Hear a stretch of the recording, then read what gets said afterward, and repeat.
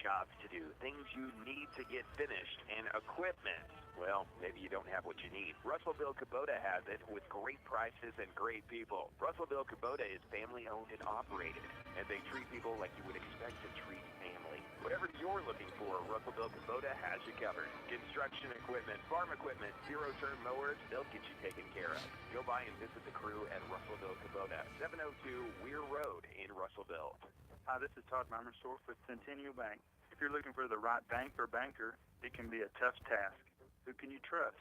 Let us give you a relationship review. Stop by any of our 7 local branches for more information. You will find that we make local loan decisions. We offer some of the latest technology for our deposit customers. We invest in our local communities through schools and nonprofit organizations with our marketing dollars. You've most likely eaten a hamburger with us at a community cookout or worked alongside us at a charity event.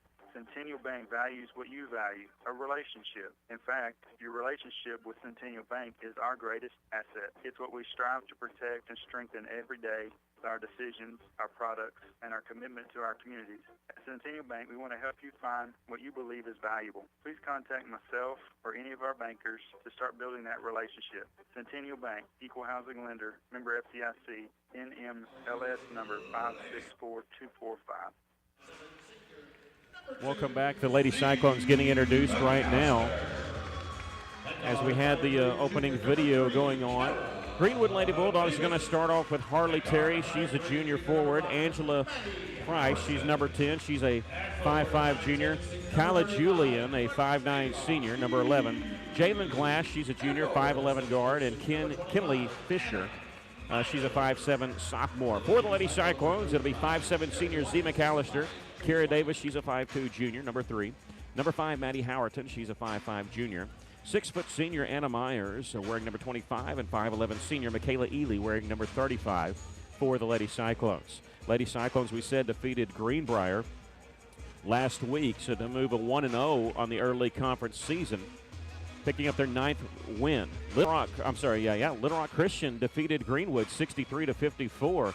Kind of a shocker, and Greenwood Lady Bulldogs, one of the favorites to win this conference, start the season 0-1 in conference play. They are 8-5 overall. It will be Harley Terry jumping center with Anna Myers. Myers may have her by an inch. Anna Myers gets to the opening tip, and the Lady Cyclones moving left to right as we're opposite the home fans, and they turn the ball over on the first pass of the game. One thing I wanted to say about number 3, Kara Davis, she really hustles as far as offensive rebounds. She did that against Greenbrier, so we may see that tonight. There's a drive inside. They threw it on the baseline to Terry, mishandled it, so she had to turn away from the basket. Leaving open Julian, driving after the fake made 3. And a block shot by Ely. There's a scramble for the loose ball right in front of us. Still a scramble. 2 bodies, 3 bodies on the floor. Greenwood comes away with it. 30 seconds into this game, they go to Terry on the right block. They double down on her, kick it back out eventually to Julie on the right side. She's going to think about it, then shoot the 3 and knock it down. Usually when you don't catch it and shoot it in rhythm, it's not good news, but that time it worked for Julian.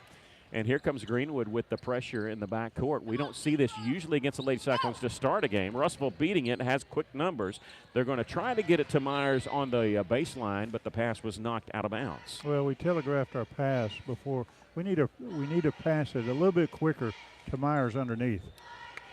Lady Cyclones winning their conference opener against Greenbrier on Friday, 54-42. Greenwood losing to Little Rock Christian Academy. It's a home opener, conference opener for the Lady Cyclones. Kara Davis going to shoot the long 2. It rattled in, back out. Terry with the rebound for Greenwood. Here come the Lady Bulldogs. Kinley Fisher slows it up. The 5'7" sophomore point guard gets it on the right side, faking the 3 as Glass turns around back in the corner, faking the 3 as Fisher. Back to Glass. She'll shoot a long 3. This one clangs off the iron. Michaela Ely with the rebound, gets it off to Howerton, slows up as she could see that she was going to be cut off right at half court. To Z McAllister in the front court, cross-court pass to Kara Davis over on the right side. They go inside to Myers. Nice job by Myers getting some space in order to get the shot up. Shot was missed. It's kicked around. Myers gets a rebound, and she's going to be fouled going back up with it. Sure looked like she got fouled that first time going up, but no call. You can see what Greenwood's going to do on defense. They're really playing tight and trying to jump into the passing lanes. Well, it was a good job, not just by Myers to get that offensive rebound, but also by Ely crashing the boards along with Kara Davis to keep that alive and keep it on Russellville's end, and it found it into the hands of Anna Myers. That foul was called on Harley Terry. Myers made the first free throw. The second one is on the way. This one no good. There's Ely trying to get the rebound, but it goes off her hand. She was going to try to grab that one-handed. She kind of looked at the official, thought that her left hand was locked up by number 11, Julian. Didn't get the call.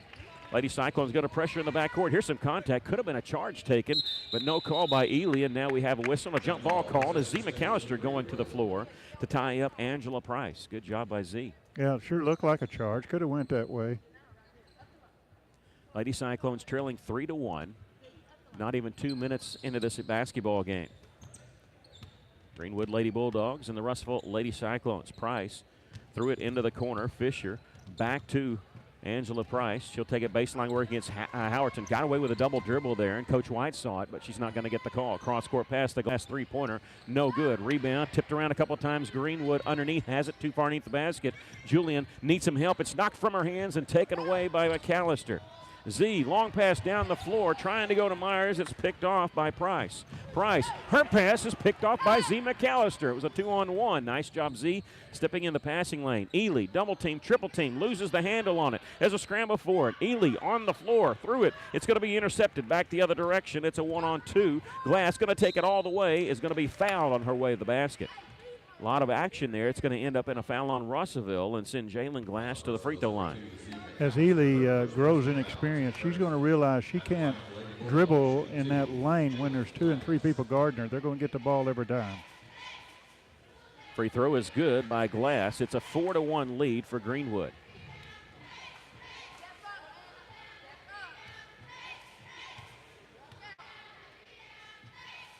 Second free throw. No good. Ely there to secure her third rebound of the game. Gets it off to McAllister. She's going to get it on the right side across the timeline. Saw the double team. Split it with a bounce pass to Howerton. Gets it to the top of the key to Myers. Finding Ely cutting the basket. Shot straight up and straight through.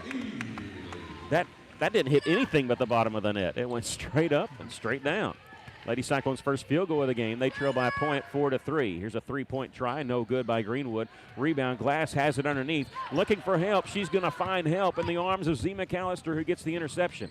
She'll bring it up the right side of the court, gets it to Myers, takes it right side of the lane. The shot will be knocked out of bounds. Last touch by Greenwood. It'll belong to the Lady Cyclones on the left baseline. Seems like the officials are letting them play tonight. A lot of contact underneath that basket. Yeah, just 2 fouls called, 1 on each team. Z will be the trigger man on the left baseline. She'll throw it way out up top to Howerton. They tried to set a screen for her, didn't work. Gets it to Howerton. Howerton gets it to Ely, now to Davis. Her three-point try won't go. She fouled it, tried to get the rebound, didn't. It's a 1-on-1 going back the other direction. Julian coming in from the right side, layup good. Kylie Julian, who has 5 points. Greenwood leads at 6-3. She tried to draw some contact, and there was, but she's actually lucky they didn't call a charge because she initiated the contact. She was trying to get the and one. Howerton, nice feed underneath to Ely. Ely has it knocked from her hands. There's a scramble for it, and a jump ball will be called. It'll belong to Lady Cyclones.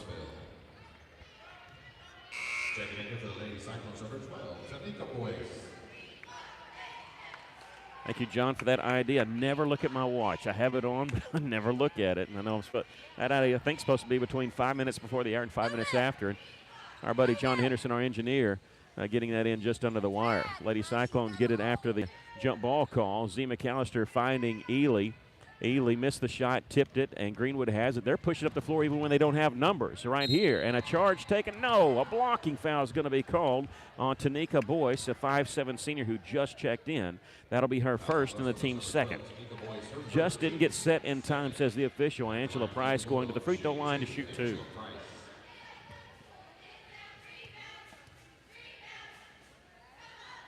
The free throw on the way is no good. Hillen Vardaman, number 11, the 6' senior, will check in, replacing Ely. Russell still going with 2 bigs here. Well, that's good when you pick up a 6' player off the bench. You got 3 talls. And second free throw, no good. They missed them both, and Myers pulled down the rebound. Here's a pass inside back the other direction from Davis. Is going to be intercepted by number 5, Harley Terry. Gives it off to Price. Price in the front court. Eventually into the corner to Glass. Back at the top of the key to Harley Terry. Foot was on the 3-point line. And she gets it to Price, and they'll reset their offense. 3:33 left to play here in the first quarter. There's a drive to the basket. I couldn't tell that shot was partially blocked. The official got my way. They saved it in bounds off hoop. The official's going to talk about it.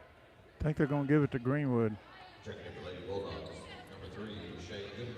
They have 3 players coming into the Lady Bulldogs. Number 3, Shea Goodwin. She's a 5'6" sophomore. Haven Clemens, number 4. And number 15, Allie Saki, a sophomore. Best sport is probably softball. She's their starting shortstop. A fantastic player. Been the starting shortstop since she was a freshman. Here's a long 3 try, and forget the 3. We got an illegal screen called against Greenwood. I think this is on Shea Goodwin. Nope, it's on 22, Jalen Glass. We'll take that. That's actually on the more offensive player. That's their second team foul, her first. Vardaman will inbound in the back court. They're going to pick up Z in the back court, angling her towards the sideline, and Coach White was wanting her to drive towards the middle. She's going to bounce pass it to the middle to Boyce. Her pass tried to throw over a double team. It was tipped and intercepted. Goodwin with it. Being trailed, she angles it towards the left wing, and then gets it on the right side to Jalen Glass. Blakely Walker will check in at the next dead ball. They're going to get it left side to Clemens. Starts her drive out. Glass three-pointer rolls off the iron. Vardaman there with the rebound. She's going to be fouled. Well, it's tough to come over a 6-foot player's back. They tried to go over Vardaman's back. That didn't work. That's going to be on number 4, Haven Clemens. Her first and the third team foul. Blakely Walker, number 21, the 5'7" senior, will check in for the Lady Cyclones. Russell trailing 6-3, just under 3 minutes to play in the first quarter. Walker in the front court. Lets her guards catch up with her. To Z McAllister, and she's flanked on the left side there by Davis. Z on the right side gets it in the corner too. Myers double teamed, and they take the ball away. Or they're double teaming no matter who's got the basketball. Back in transition. They're going to slow it up and throw it over here to Coach White, wanting her to spot up for a 3. So it'll be out of bounds. It'll belong to the Lady Cyclones. Well, we got to watch our passes. We're just trying to bounce pass in, and also we can't dribble when we're in that lane. They're going after the ball every time.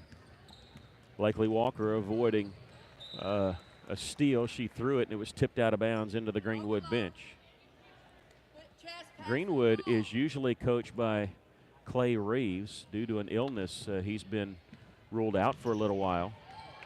There's a behind-the-back dribble. Walker gets it to Myers. Myers on her drive had it knocked from her hands out of bounds. The Lady Cyclones just seemed out of sync, and that one went off Russell. It belonged to Greenwood. Offensively, setting up, they just can't really get a whole lot going. It seems like Greenwood has been knocking the ball away from them, knocking it off of Russellville, and we just don't. We're not as crisp as we have been on the offensive side. Lady Cyclones going to try to turn their fortunes by a full court press once again. Greenwood trapped in the backcourt. Long cross court pass gets in the front court to Fisher. She's being trapped. Gets the ball away. Eventually, a couple passes gets it to Clemens, and she's going to be fouled underneath in the lane, and they will inbound it on the baseline. That'll be on Hillen Vardaman, her first, and the third team foul on the Lady Cyclones. Inbounded on the left baseline. Inbounds pass comes to Goodwin. Backs it back out. She's picked up by Ely. Mismatch here. Looked like she was going to drive. Eventually they kick it out. Fisher, long 3, hits the backboard, and that's it. And Ely there getting the rebound, who's back in, and she loses it off her leg. Off of Jalen Glass's leg. It'll belong to Lady Cyclones. And neither team lighting it up from anywhere on the floor. 6-3 is our score. The Lady Cyclones trail. Now we have a hand check foul. You got to call that. Saki can't believe it, but if you gain an advantage, and that's what the call is, you can bump a little bit, but as soon as you bump them off their track, they're going to get that foul call, and that's number 1 on Saki. Fourth team foul on Greenwood. Greenwood in a zone, but really extending it out and always looking to double team the basketball. Lady Cyclones moving it around to get an open 3. Z McAllister, that one won't go. Vardaman had it, knocked from her hands. Kara Davis chases it down on the left wing. Davis, she'll take the pass, 3-pointer, no good, but she's fouled by Glass. Jalen Glass knocked her down, and the official doing a good job of staying with the shooter and seeing contact, and that's number 2 on Jalen Glass, and the 15th foul, and Kara will shoot 3 free throws. That's a good call, and the ball nearly went in. Yeah, almost a 4-point play there. The free throw is no good. Greenwood coming in with a couple of substitutions. You have to wait until they're going to shoot their last free throw. And since she was fouled shooting a 3, she's going to get 3 free throws. Missed the second one. This is unlike Karen. You can see frustration in her face as she turns and faces the other direction. Settle down and just make this one. We'll take it. A couple of substitutions, including Susanna Stein senior who has not checked in the game yet. This is her first opportunity. Third free throw is good. Kara makes 1 of 3. Lady Cyclones trail by a bucket. Saki gets it in the middle to Clemens. Clemens double team off the right side to Goodwin. She's in the front court, slows it up on the right wing, still with a dribble. Ely out to meet her at the three-point line. Clemens floating around left side, shot no good. It was altered there by Vardaman, and on the rebound, we're going to get a jump ball, and it'll belong to Greenwood. Greenwood's coach wanted a foul, but the Lady Cyclones, they never actually had any contact. He's saying that their hands all around her. Yeah, they were all around her, but they never actually contacted her. Off the inbounds pass, three-pointer is good by Shea Goodwin. Lady Cyclones trail 9-4. That's about the lowest offensive output we've seen in a quarter, and Lady Cyclones got to look at it. We're only down 5. In the corner, faking the three was Walker. They'll reverse around to the top of the key to Kara Davis. Her pass is tipped and intercepted by Saki and Greenwood. Bounce pass ahead to Roselle. Roselle lost it out of bounds. Well, what we're going to have to do, they're jumping in the passing lanes, and we're going to have to fake a pass, get them up in the air, and then complete our pass. And that's not what the Cyclones, Lady Cyclones, is doing. Howerton going to check in for Kara Davis. It looked there like Roselle started to do something with it before she actually had the basketball. Otherwise, we'd be looking at a 7-point lead for the Lady Bulldogs. Blakely Walker finding Helen Vardaman on the side. Boy, there's a lot of contact. She missed the shot. Looked like they got part of the arm. Ely with a rebound. Nowhere to go with it. Throws it back out. Three-pointer by Z, no good. Ely with her 6th rebound. Needs some help. Double teamed, and a whistle and a foul's going to be called. I'm glad the foul is going to be caught because she had to be getting close to a 3-second in the lane violation. Maggie Roselle, her first, and it's a 16 foul. Lady Cyclones will inbound it with 11 seconds left to play here in the first quarter. Off the inbounds pass, Howerton started to drive, had the ball knocked from her hands. There's a scramble for it, diving bodies everywhere, and let's see. A foul's going to be called as they pushed into Blakely Walker. I knew it wasn't a jump ball because only Blakely had it. And this is going to be on number 15, Ali Saki, and she got to be careful. She kind of said something there but turned her head just at the right time. And now their coach is talking to the official. The official said she pushed in order to get down, and this is a 1-and-1 and knocked down by Blakely. Boy, even when you have poor offensive output, you can make free throws. You can keep yourself in the game. Very important, Blakely hitting the front end of this 1-and-1. Off the miss, it's going to be rebounded by Shea Goodwin. With 3 seconds, she crosses the timeline to the right side. Gets it on the baseline. Stein shot up, no good. We've come to the end of the first quarter with our score, Greenwood 9 and the Lady Cyclones 5. We'll take a break. You're listening Lady Cyclone Basketball on River Country KCJC. Hi, this is Carrie Holland at Best Rod in Russellville. At Best Rod, we know if you've had some credit challenges in the past, sometimes it seems like you don't have a lot of choices. Best Rod is the right choice for you. We offer 9.5% interest on all loans. We report credit to help rebuild what you've lost. We want to help you get back on track. We offer 24-month or 24,000-mile service contracts with no deductible when maintenance is needed. We help with sales tax. We offer gap coverage and give free oil changes to the length of the contract. Best Rod has a lower interest rate and a better service contract than most buy here, pay here dealerships. We are the right choice. Come see us at 621 South Knoxville in Russellville. For over 70 years, Old South Restaurant at 1330 East Main Street in Russellville has been faithfully serving River Valley. Whether it's starting your day with a good old-fashioned breakfast or helping you make it through the workday with a hearty home-style lunch, and of course serving your family with a dinner that would even make your mama proud. Old South Restaurants on Main Street in Russellville. We're here for you. We're here for you. Come on by Old South.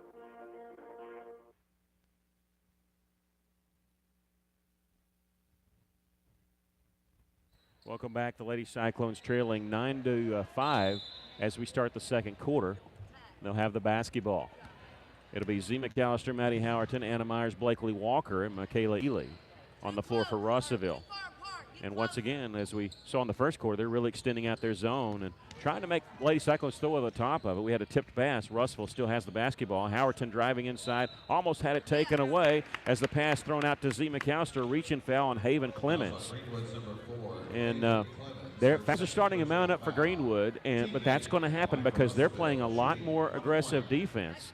Not saying better defense, but they are playing more aggressive than Russellville, and that'll lead to more fouls. A 1-and-1 free throw is made by Maddie Howerton.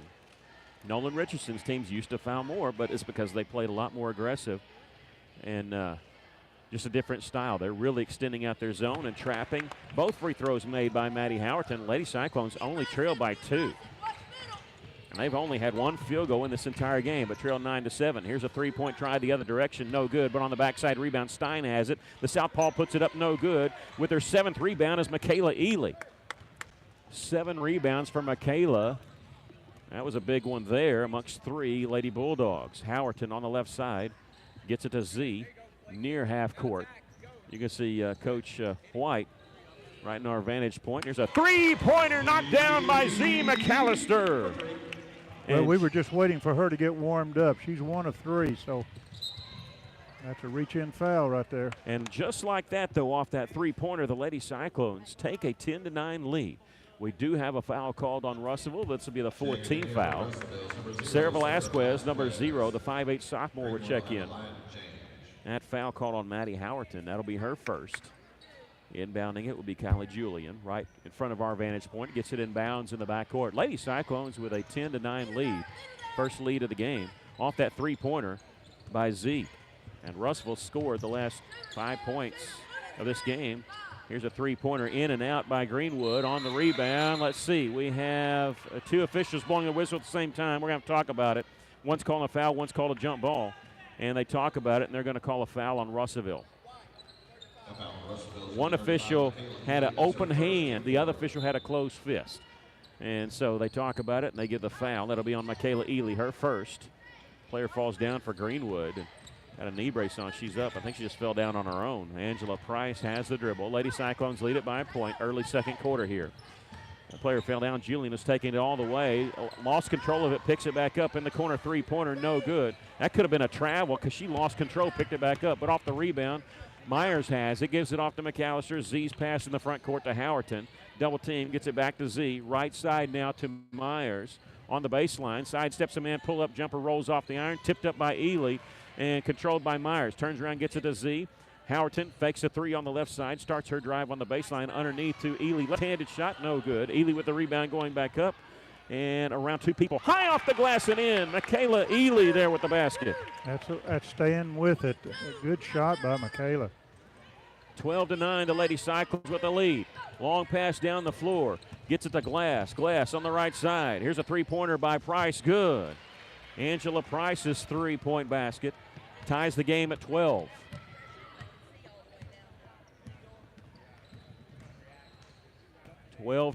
Here's Ely on the right elbow. High off the shot. I almost said Glass because it looked like it was an air ball. It was saved in bounds by Myers. We're going to get a foul called as Velasquez went back up with it.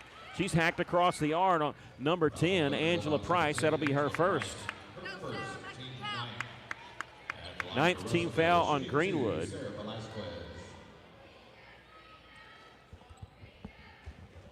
And still a 1-and-1. How's that a 1-and-1? She was shooting. Yeah, she was shooting. They're giving her a 1-and-1. Sorry about that silence. We had to check that. And doesn't matter. Sarah says, forget about it. I got this. She knocks down the front end. Kara Davis, after breather, will check in for the Lady Cyclones. Velasquez has just given Russellville a 1-point lead with 5:29 left. Second free throw is good. Lady Cyclones have had some chances at the free throw line and have kept them in and given them a 2-point lead, making some here lately. Glass back in with 2 fouls, had it cross-court pass eventually, looking like they're working the ball back to her, but the ball was deflected and out of bounds. It'll belong to Greenwood. Good hands by the Lady Cyclones, saying you can't throw in the lane here. We're gonna get our hands up. When Julian dribbles for Greenwood in the middle, if you can get in front of her and set up, she'll charge you. Angela Price dribbles all the way around to the top of the key, gives it to Glass, working against Myers. Myers going to give her some room, but she gets it on the baseline to Fisher. Fisher's drive, left-handed shot, no good. Tipped out by Ely. Fisher saves it in bounds before it goes out of bounds. Splits a double team back up top. Three-pointer by Price. This one no good. Rebound goes over the backboard. So before the rebound, it belongs to Lady Cyclones. Anything that goes over the backboard is awarded to the defense. If it's a shot, actually. Z McAllister and Kara Davis looking over this trap in the backcourt. Davis with it, crosses the timeline. She dribbles around 2 people. Her pass deflected, picked up by Velasquez. It puts it up and in. That's a good shot right off the backboard. Greenwood back the other direction. Glass, cross-court pass, left side. Price faked the three. Z got out there just in time. And Price has hit one. She got a pretty shot, too. I don't want her shooting it.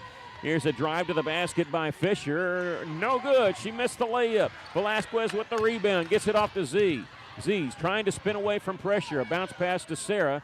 Sarah will bring it up the left side of the floor. 4:10 left to play. Double teamed. Her pass is going to be intercepted by Fisher. It's a 2-on-1. Fisher taking it all the way. Layup good. No good. It was missed and tipped away by Z. McAllister. Velasquez with the rebound, and Greenwood trying to get a steal is going to be fouled in the backcourt. How many times do they have to get hit before they call him? And that's the first foul on Kinley Fisher. Well, I'm going to give you a theory as Sarah's walking the other side. I think they were letting it play a little bit, and then they started tightening it up because they got a little bit too physical. And the Greenwood fans are on them because it's 10 fouls to 5 now, and I think the officials letting them play a little bit because subconsciously maybe they were thinking, yeah, the fouls are getting out of hand, which, look, the fouls aren't going to be even. I mean, we've seen that, when Russellville is the more aggressive team. That just happens. The first free throw no good, but Sarah hits the second. Lady Cyclones with their largest lead of the game here as they lead 17-12. But that one, I was going to say that last one, you couldn't avoid that. I think Sarah got fouled a couple times, and they let the first one go. That one, though, they hacked her across the arm from behind. Here's Glass taking it all the way, off the glass and in. Boy, she had such a good angle, you couldn't get in front of her there, and you just got to let her go because she's big enough, strong enough where she was going to make that a three-point play if you tried to foul her. Davis in the front court stops at the top of the key, and now a jump ball is going to be called. Coach White tried to get the timeout, didn't get it in time, and so alternating possession goes over to Greenwood. Well, that's a bad thing about giving up your dribbles too quick. They're going to come after you, and they're going to come after you hard and go after the ball. Lady Cyclones lead at 17-14. Under 3.5 to play here in the first half. With the basketball is Clemens. It's been an entertaining game. We thought it would be, and it's been back and forth. And Julian gets away with a walk on her drive. A pass goes off the hands of Clement and out of bounds. It'll belong Lady Cyclones. They're going to inbound it.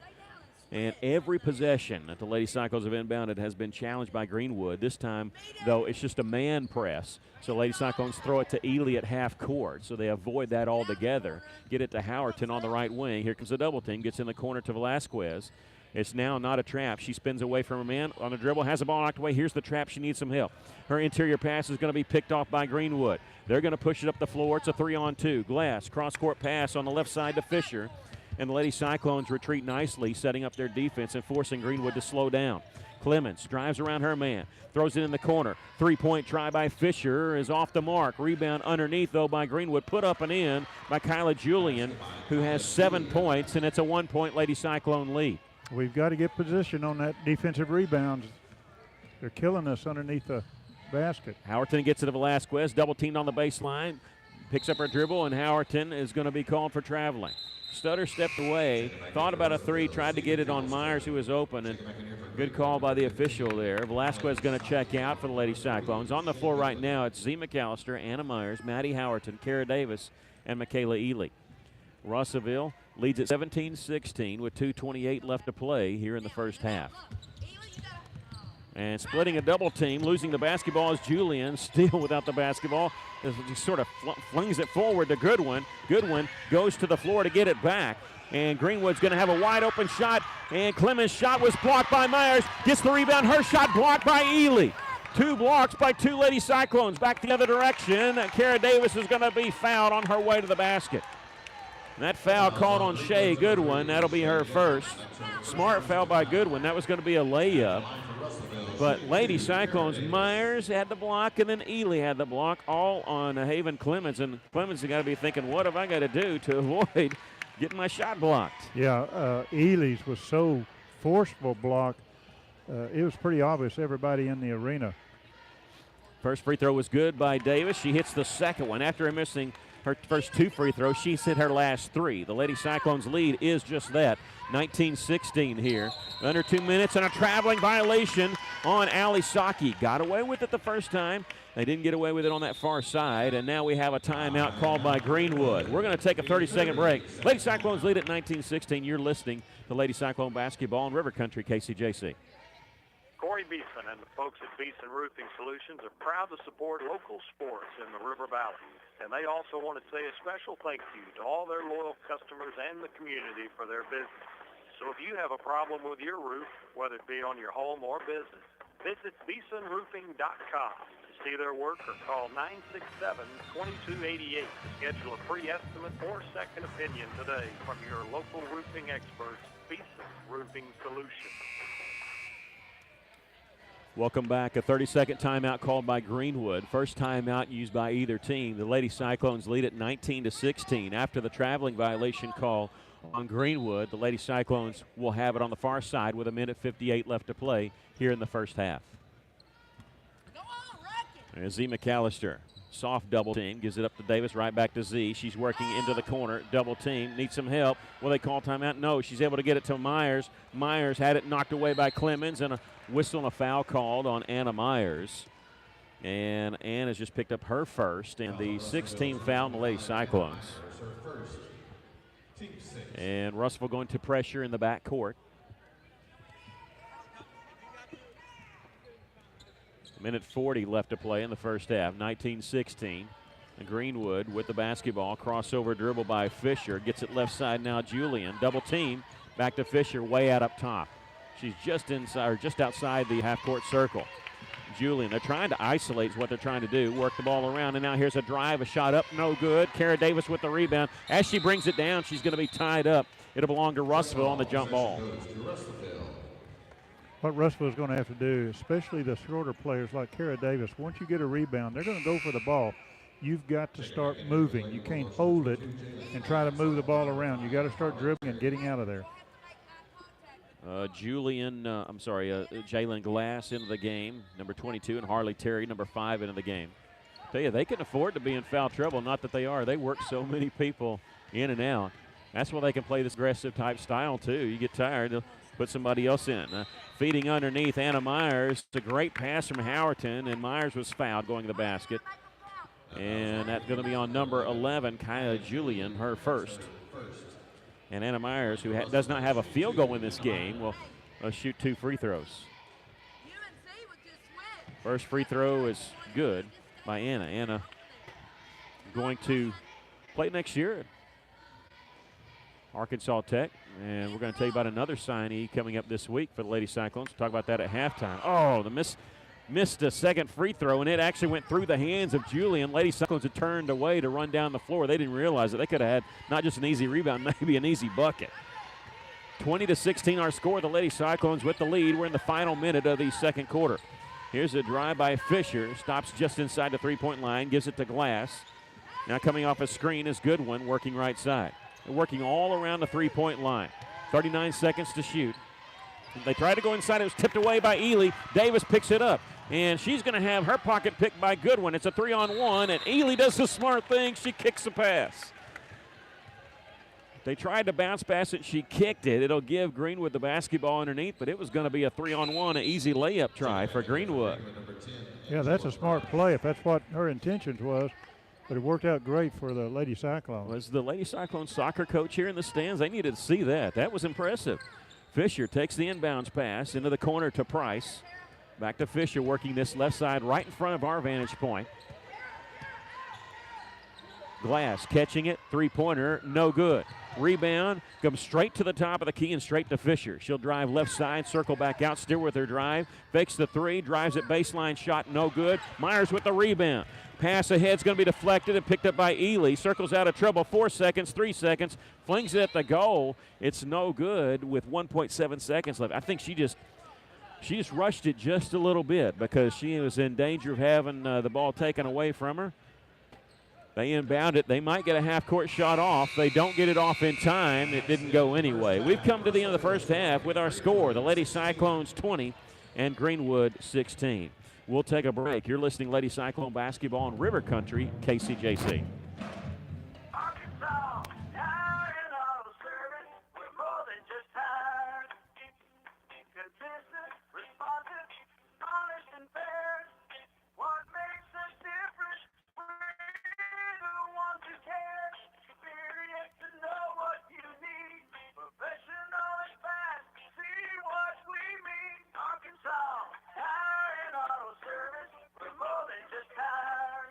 Shaw Tire and Auto Service, 2304 East Main, Russellville. Parents have a hard job. How do you feed the kids good food without breaking the bank?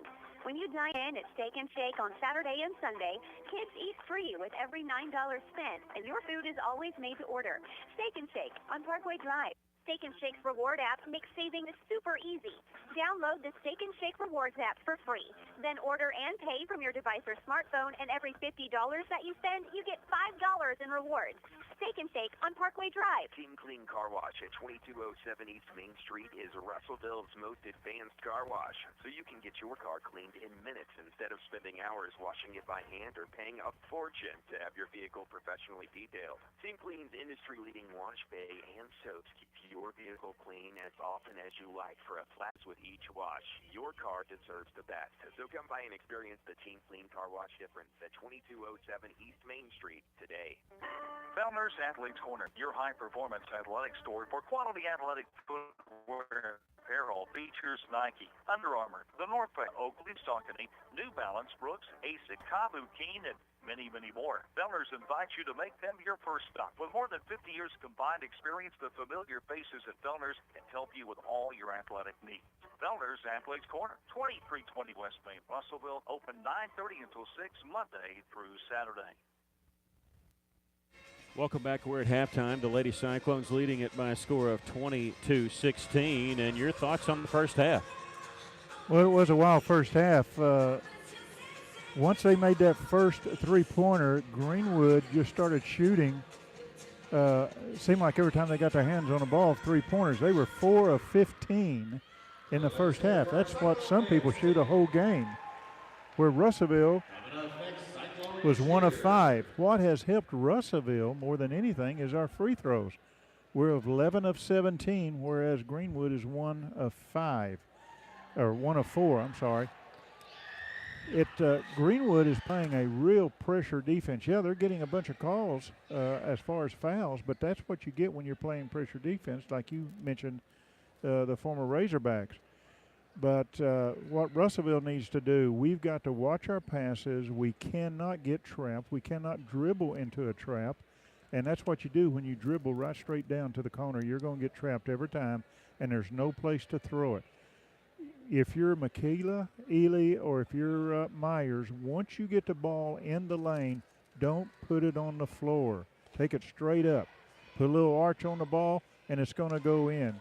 Once it goes down on the floor, everybody is going to be grabbing for that ball, and you either get a jump ball or you lose the ball. Get it in the lane, take it straight up. That's what Russellville's got to do in this second half to start scoring underneath. Plus, we're going to have to start hitting some shots from the outside. Yeah, and look, if I was a coach, I'd play the same way. I would be aggressive, and my team would commit a lot of fouls. But if you look at the flip side of that, the reason why Greenwood is not shooting as many free throws is Russellville's throwing the ball on the inside. They're driving.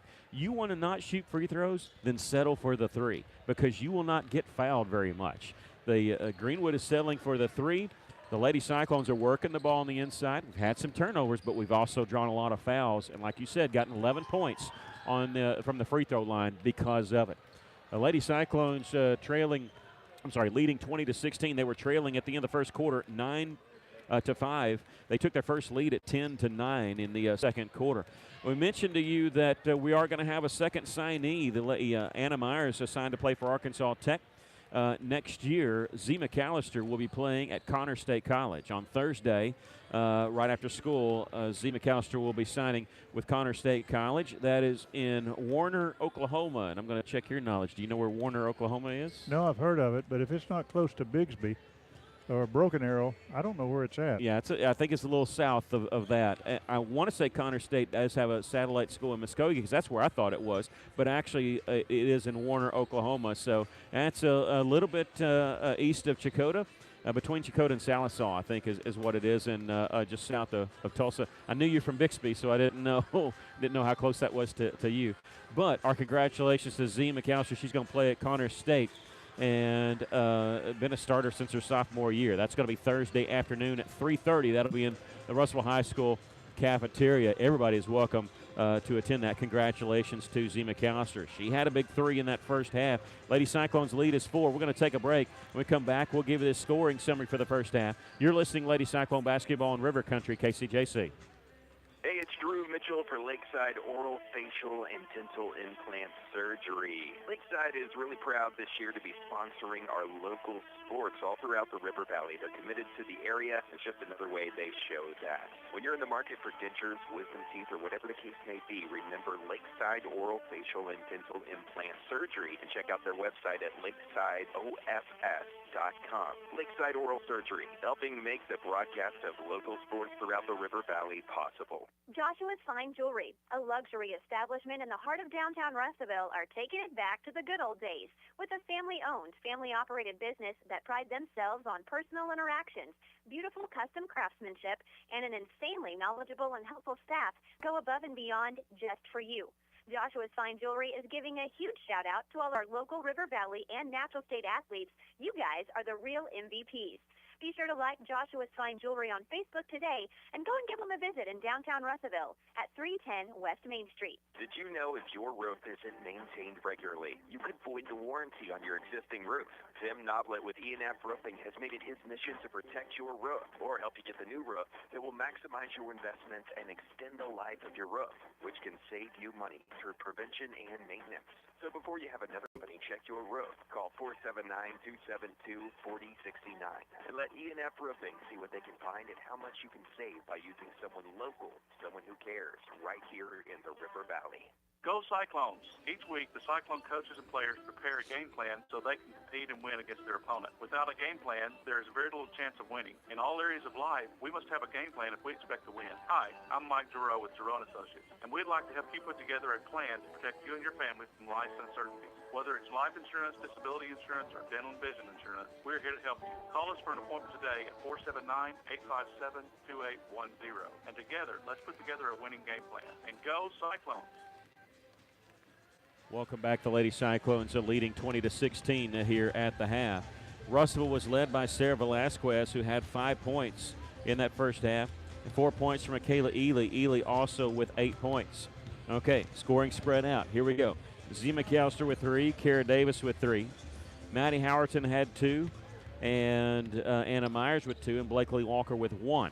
Lady Cyclones had 4 made field goals. I'm sorry. Yeah, that's right. 4 made field goals, including 1 3, but 11 points from the free throw line in that first half. Spread out pretty much for Greenwood, except for Kyla Julian, number 11. She had 7 points for the Lady Bulldogs. Shay Goodwin, Angela Price, and Jalen Glass all had 3 points for the Lady Bulldogs. Russell with a 4-point lead and for here at halftime. Want to tell you that we are very glad you're listening here on 102.3. You can hear us on the KCJC app on your phone. Of course, you can watch us on our YouTube channel, Cyclone Booth. We're happy to bring you that game. We bring you all the Cyclones and Lady Cyclone action free to you. You know, you don't have to subscribe or nothing. And, in fact, we're going to be on the air Friday night as both teams travel to BB and take on the Badgers and Lady Badgers. That'll be Friday night. So join us. The girls' game will start about 6 o'clock, boys to follow. Both teams are going to be right back here a week from tonight at home as they take on Alma. And we'll get to see our buddy Cody Mann, who's coaching the Lady Airedales, and that'll be a good conference game, too. It's a pretty competitive conference that both the girls and boys are in this year. And, boy, nothing's a given. You know, usually you could always point to, well, I know we're going to win that game and that game. Not that way in this conference. But the Lady Cyclones and both Cyclones are poised to get one of those top 4 spots. And if you finish on the top 4, that means you get to go to state. And so that's in the back of your mind. We don't have a conference tournament. Every game's important. Lady Cyclones starting 1-0 in conference play would love to hold serve here at home and go 2-0, especially defeating Greenwood and forcing the Lady Bulldogs to look at an 0-2 record. That's a good half away, but you're getting ready to start the second half here. And even though, you know, if we told me you were only going to make 4 made baskets, but you'd have a 4-point lead, I don't care what the score is, I would have taken that.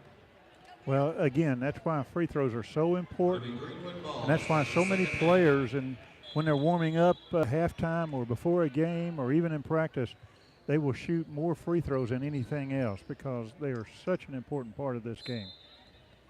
Got a text from our buddy Tom Scott, and we appreciate him. He's been a regular fixture here. Of course, it was Z signing next year. I don't know what we're going to do if we're not going to hear from him as much. I'm going to have to text him and force him to watch and listen to us. As we start the second half, Greenwood missed a shot. Their follow is good by Jalen Glass. She's the one that never really got on track because of being in foul trouble. She has 2 fouls. Made the basket. She's got 5 points. The Lady Cyclones lead quickly down to 2. Splitting the double team is Ely in the front court. Howerton, again, double team. Boy, it feels like Greenwood's got 8 players on the court because they're just coming everywhere.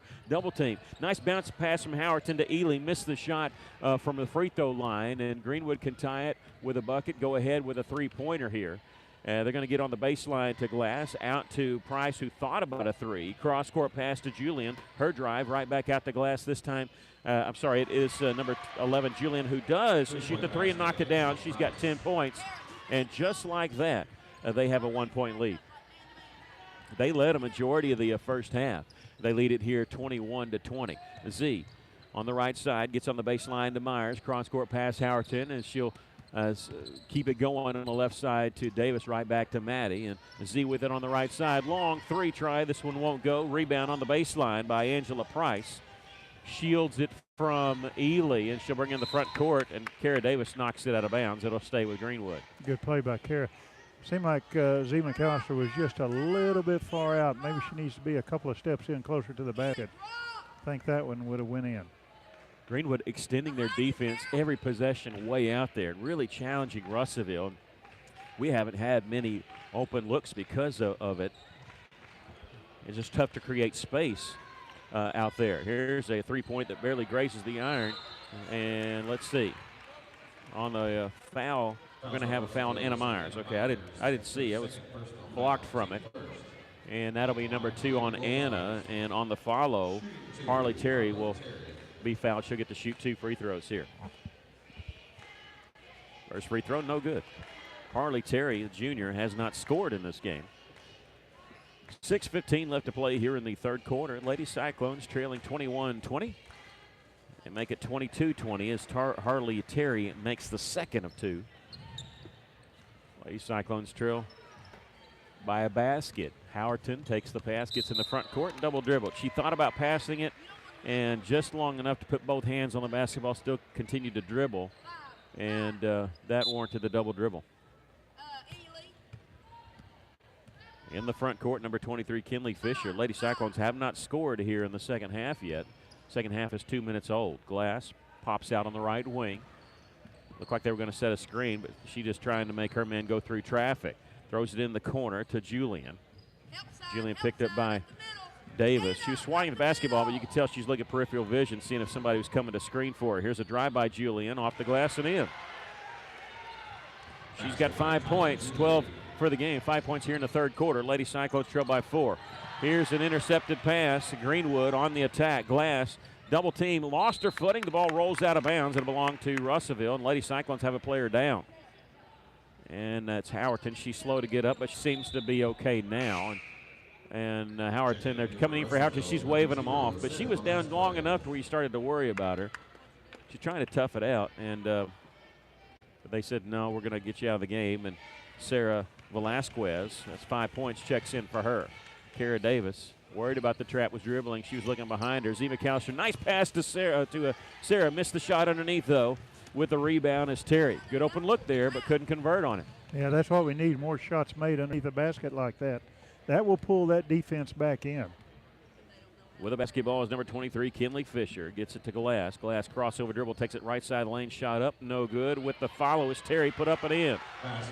Our first field goal of the game, and Lady Cyclones trail by 6 now.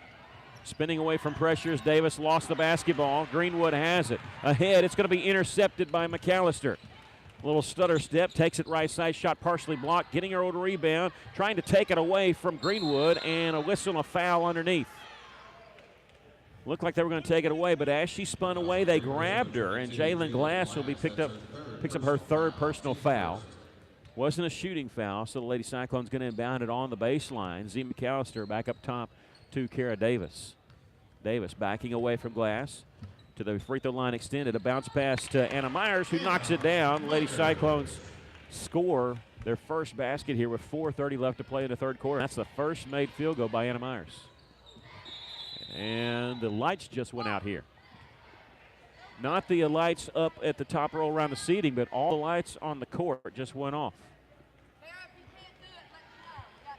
We can still see comfortably, but the lights around the perimeter and the lights from our scoreboard table is on. I don't know what happened. Somebody tripped over a cord or something. We didn't pay the light bill. Maybe that was it. They just shut us off. There they are. All Back on again. Our athletic director Johnny Johnson went back in the back, and I don't know if it was tripped a breaker or somebody's playing a joke on us. Okay, we're back to action. Greenwood gets the inbounds pass. 4:18 left to play in the third quarter. Russell trailing 26-22. Angela Price dribbles to the right side, turns around, throws it behind her to Haven Clemens. They'll get it left side to Fisher. Started her drive. Her pass is going to be taken away by Davis, who's fouled. They tried to get the ball back, and it's going to be fouled by number 5, Harley Terry. That'll be her second. You know, Greenwood's defense would do great if they wouldn't put their hands on the Russellville players. Yeah, little frustration foul there. Just frustrated. She swatted back and got a good part of the arm there. Ely catching it in the front court, gets it to Z.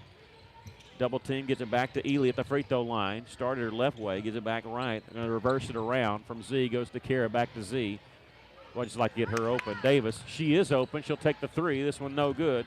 With the rebound, Clemens cuts it in front of the lane in order to grab it. Gets it off to Fisher. She'll bring it up the floor. The Lady Cyclones trail by 4. 3:35 left to play in the third quarter. One-handed pass from Price. That goes cross court to Jalen Glass. She's on the right side. She backs it back out. She's picked up by Z, and then they'll work it left side to Price. They make the switch and Z on her. Back to Glass. The Lady Cyclones, more of a matchup zone. Clemens, I don't know if that's a block shot or a pass. She gets it on left side to Terry. Turnaround jumper from the left side, no good. Myers with the rebound, gets it off to McAllister. Dribbling with her head up, one-handed pass in the front court to Kira Davis. Gets it to Ely, just inside the free throw line. She'll start her drive, started to go up, and she's going to be fouled.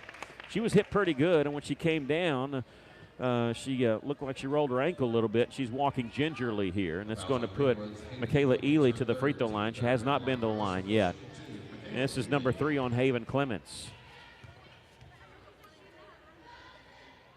First free throw by Ely is no good. There's a good pass on the inside, working the inside.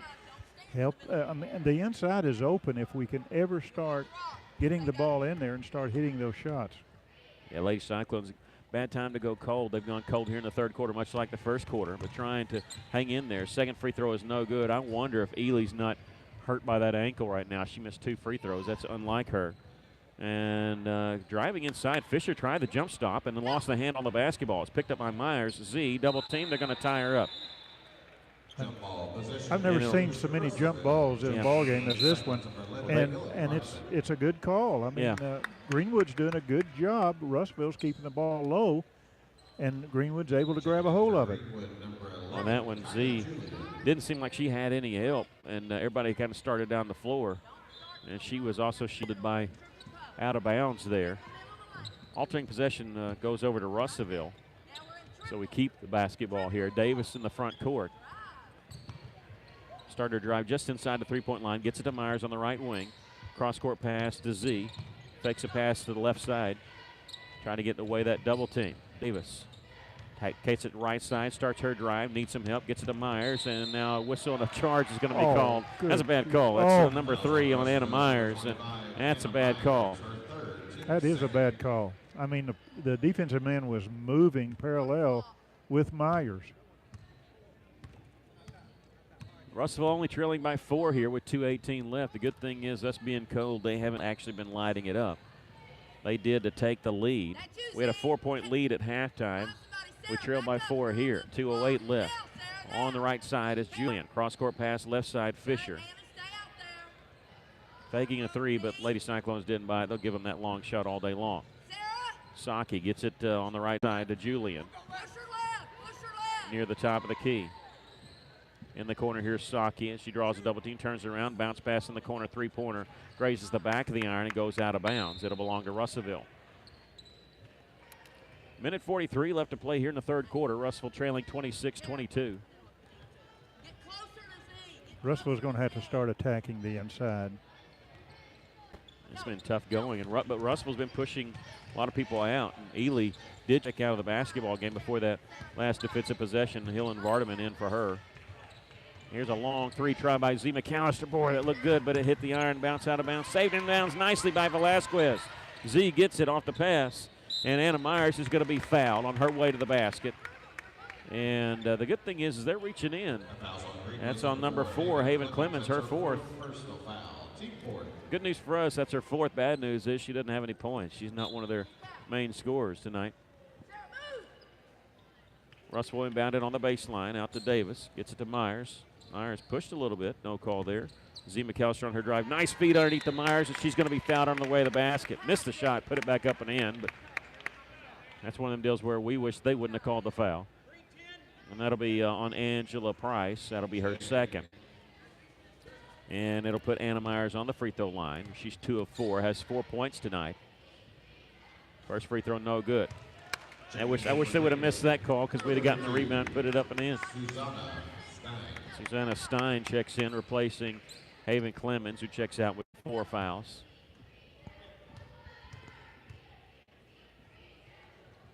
Second free throw, missed that one. Velasquez trying to get the rebound. Can't save it in bounds. She just stepped out of bounds as she tried to save it. It'll belong to Greenwood.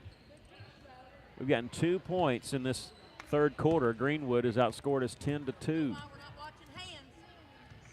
A minute 3 left to play in the third quarter in this basketball game. We've still got 1 more quarter to play.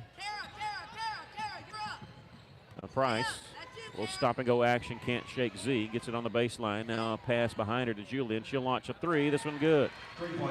She got 15 points. She's been their go-to person. 3 threes, 2 of them here in the third quarter. Z McAllister to Kara Davis. Shields him in. It's a brief 5-on-4. The Lady Cyclones want to do something with it. They throw it back to Z McAllister on the left side. Bounce pass in the corner, Velasquez. Here comes the double team. She throws it out and throws it away. The double team really bothering the Lady Cyclones. Checking back in for Greenwood, Shea Goodwin, number 3, replacing number 10, Angela Price. 27.5 seconds left play here in the third quarter. Lady Cyclones trailing 29-22. Greenwood doesn't seem like they're stalling to play for one shot. They're just running their offense. Saki on the left side will dribble to the top of the key. Way out now. 13 seconds left. Back out to Julian, who backs it out. Now they look like just one shot. Picks up a dribble, needs some help. Backdoor cut by Fisher. Feeds it to Saki, 15-footer, no good. On the rebound, Stein blocked from behind by Velasquez, and we're going to get a foul on who? Looked like Sarah got all ball, but they're going to call a foul on Vardaman. That's her 2nd. With 1.6 seconds left to play here in the third quarter, and that's going to put Susanna Stein on the free throw line, who has not scored 9. She's a lefty. First one up and in.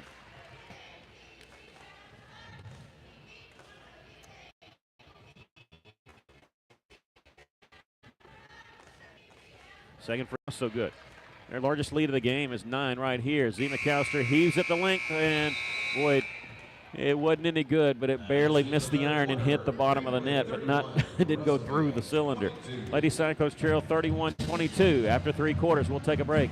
You're listening to Lady Cyclone Basketball in River Country, KCJC. It's Drew and Mitchell for Bring Us Steakhouse off Main Street in Russellville. Bring Us Steakhouse, very proud to be sponsoring the local sports right here in the River Valley with a commitment to community and a commitment to great service and a great dining experience, not to mention the best cuts of meat. They have prime cuts, which is even better than choice. Check out the sirloin, especially. Best sirloin, in my opinion, in the River Valley, possibly the world. Bring Us Steakhouse in Russellville, help making possible the broadcast of our local athletics in the River Valley. You ever look at those beautifully decorated homes and rooms online and wonder, how do they do it? Whether it's one room or your whole house that needs a makeover, come by 2011 East Parkway Drive and let Janice at Parkway Furniture show you what your home could look like with quality brands like Mayo and Flex Steel and tons of different colored fabrics and patterns, plus unique furniture that can match what you already have in your home or totally transform your living space. Come by 2011 East Parkway Drive in Russellville or phone 890-9059 for a free consultation. Welcome back. The Lady Cyclones trailing by 9. They got some work to do, and they got one more quarter to do it. Well, what they're going to have to do is we're going to have to hit some outside shots. There's no question about that.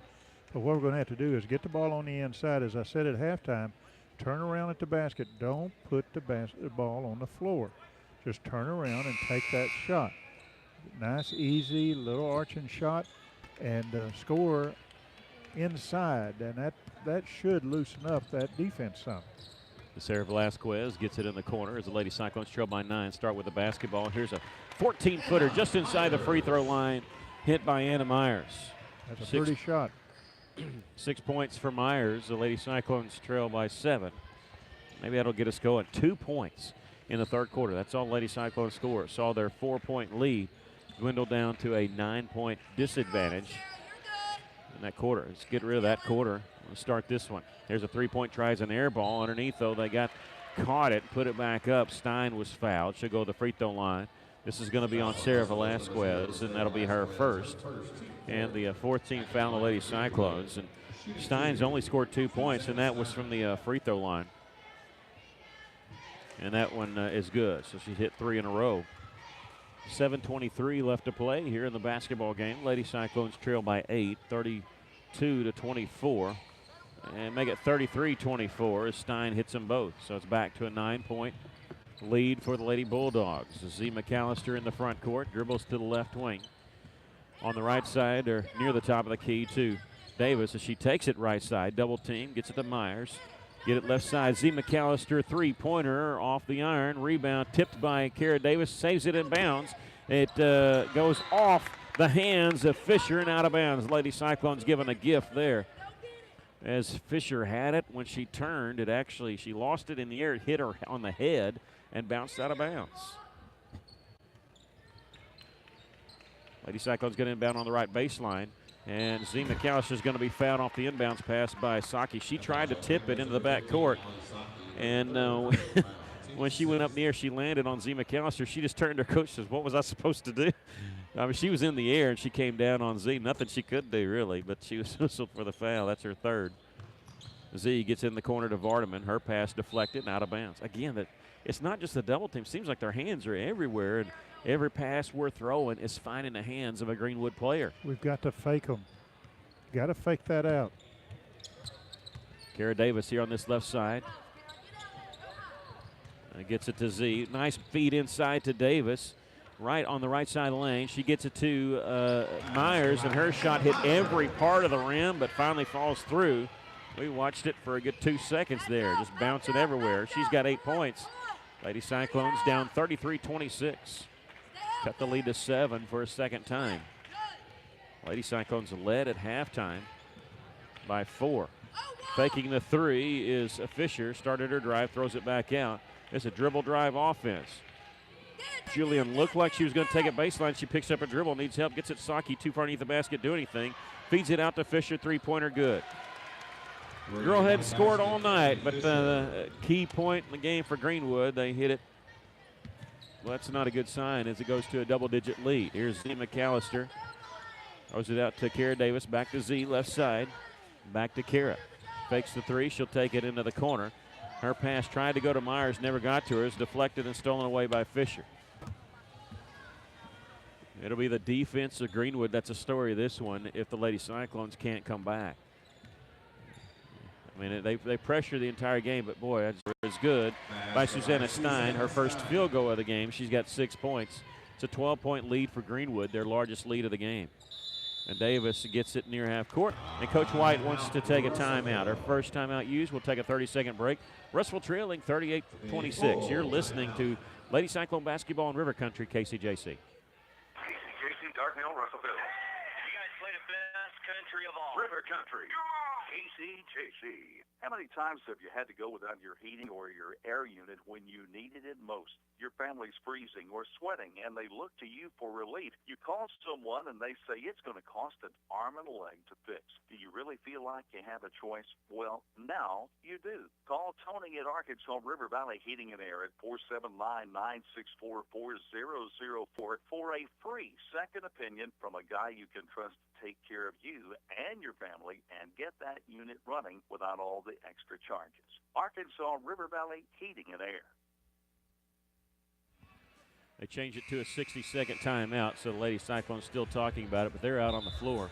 Lady Cyclones trailing 38-26, down 12. Still time, though, as there's 5:19 left, but we got to do something that we haven't done all night, and that's get hot on the floor. We've got to, if we're going to come back in this game, not only from the floor, but also from the free throws.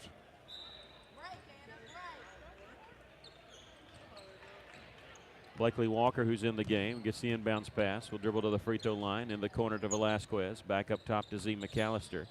Underhanded flip to Vardaman. To Z. Here's Blakely. Starts her drive, gets it to Myers on the right elbow. This one rims out with the rebound. His number 32, Stein, gets it off to Goodwin, and Greenwood can work the clock if they want to, but so far they haven't shown any signs of slowing down. They lead by 12. Backing it back out is Fisher. Just as I say that, Blakely out to challenge her. Lady Cyclones with 4 fouls called on them. I say that because when we get to 7, it'll be the 1-1. And Saki drives, has her shot blocked by Vardaman. And Vardaman eventually collects the ball, probably giving her the defensive rebound. Off to McAllister. She'll bring it up the floor. Blakely on the right side. Back to Z, left side. She's open. Three-pointer. This one no good. Boy, Lady Cyclones, you got to take the lid off the basket there. With the rebound is Stein. In the front court, number 23, Fisher. Now they show signs that they're slowing it up just a little bit as she backs it near the half-court circle, tries to drive around Walker. Lost it for a second, got it back, got it to Julian. And, you know, we haven't seen Ely for a while. We thought that she might have hurt herself. She's coming in at the next dead ball, and that's right now as Blakely Walker whistled for her first personal foul.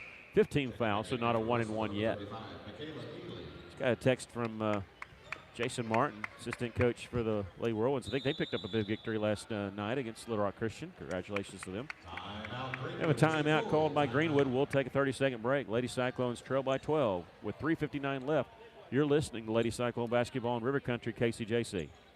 Are you in need of an overhead door? Do you have a door that jams or needs repair? Then turn to the River Valley's most trusted garage door professionals, Windsor Overhead Door. In business since 1974, they've served the Russellville area from their current location on Modesto Street for more than 25 years. When it comes to installation, service, and repair, you need to be coming to Windsor Overhead Door. Call them today if you have some questions, 968-6642. Welcome back, Lady Cyclones, trailing 38-26. They'll be on the road Friday as they go to BB, and then back here at home a week from tonight hosting Alma. Yeah, we just somebody's put a lid on that basket. We just cannot hit anything. We're not blocking out getting some offensive rebounds, and Greenwood is, and that's hurting us right now. So Coach White has had he's got Ely coming back in, try to get the Twin Towers to working underneath the basket offensively and defensively. Yeah, it's getting late for Russellville. And I tell you, it shows you how lucky we were to be ahead by 4 at halftime with only 4 made baskets. And just haven't drawn the fouls like we did in the first half to help us offensively. It's been a cold shooting night. Even with us up, we were still cold from the floor. But we still got some time. Just under 4 minutes to play as Greenwood with the basketball, making the Lady Cyclones chase a little bit. Fisher, we bumped a little bit, no call. I don't know if we're trying to foul or just trying to steal, but they're making us chase. This is where we need the shot clock, isn't it? And Saki gives it off to Goodwin, and they are working some clock, making Lady Cyclones chase. We still have to foul 2 more times before we can put them in the line. We got senior boys coming up after this. Now here's a drive and a foul called. That was less than any of the reach-ins we had. This is number 2 on Velasquez. That's a 16 foul on the Lady Cyclones, and Tanika Boyce will check in for the Lady Cyclones right now, replacing Anna Myers, who checks out with 8 points. They'll inbound it on the left baseline. And gets it in the corner to Saki. Her drive off the glass with the shot no good, and Ely there with 10 rebounds as she gets the defensive rebound there. Had 8 in the first half. Here's a three-pointer in the corner, no good by Walker. With the rebound is Fisher. 3:05 left. Lady Cyclones still trail 38-26. Give it off to Shea Goodwin. Drives in the lane. Stutter step, but kept her pivot foot attack. Threw it out to Kaya Julian. She's been the one that's bothered the Lady Cyclones the most as she draws the foul on Velasquez. This will be number 3 on Kaya Julian. Julian with 15 points and 3 threes in this ball game. Has not scored here in the fourth quarter. Scored every other quarter. And has a chance to do that here, shooting the 1-and-1. Kara Davis and Anna Myers check back in for Russellville. Coach White playing a little offense-defense here. Defense to try to get somebody not in foul trouble. Like Anna Myers with 3, she checks back in now that we're going back to offense. The free throw is missing. Myers with the rebound. Takes a dribble, clears some space, gets it off to Davis. Davis brings up the right side of the floor, is cut off there, picks up her dribble, bounce pass through the double team to Z McAllister. Crossover dribble on the left side to Walker, trying to go inside to Myers. It goes off of Harley Terry, out of bounds. It'll belong to the Lady Cyclones on the right baseline. Well, Greenwood knew he was going to try to get it on the inside. They had 3 people around Myers, 1 Gardner and 2 in front of her. Hard to get a bounce pass in there. Blakely gets the inbounds pass on the right side, dribbles to the free throw line, has the ball knocked away and then taken away. It looked like a little scuffle. Blakely is not real happy about it. The foul's called on Jalen Glass. That's number 4 on her. Blakely will go to the line. At the line for Russellville, shooting 1-1. Thought that foul was a little hard. She thought. Not real happy about that. She's going to knock down the first free throw. She's 2 of 3 from the line this evening. They're going to substitute in for Blakely should she make this second one.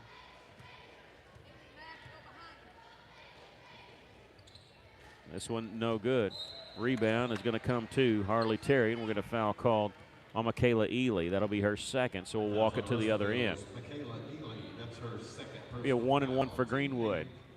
2:31 left. The Lady Cyclones trail by 11, 38-27. Checking in here for Russellville, number 12, Tanika Boyce, number 12, the 5'7" senior, into the game. Harley Terry knocks down the first, earns the bonus. She's got 4 points in the game.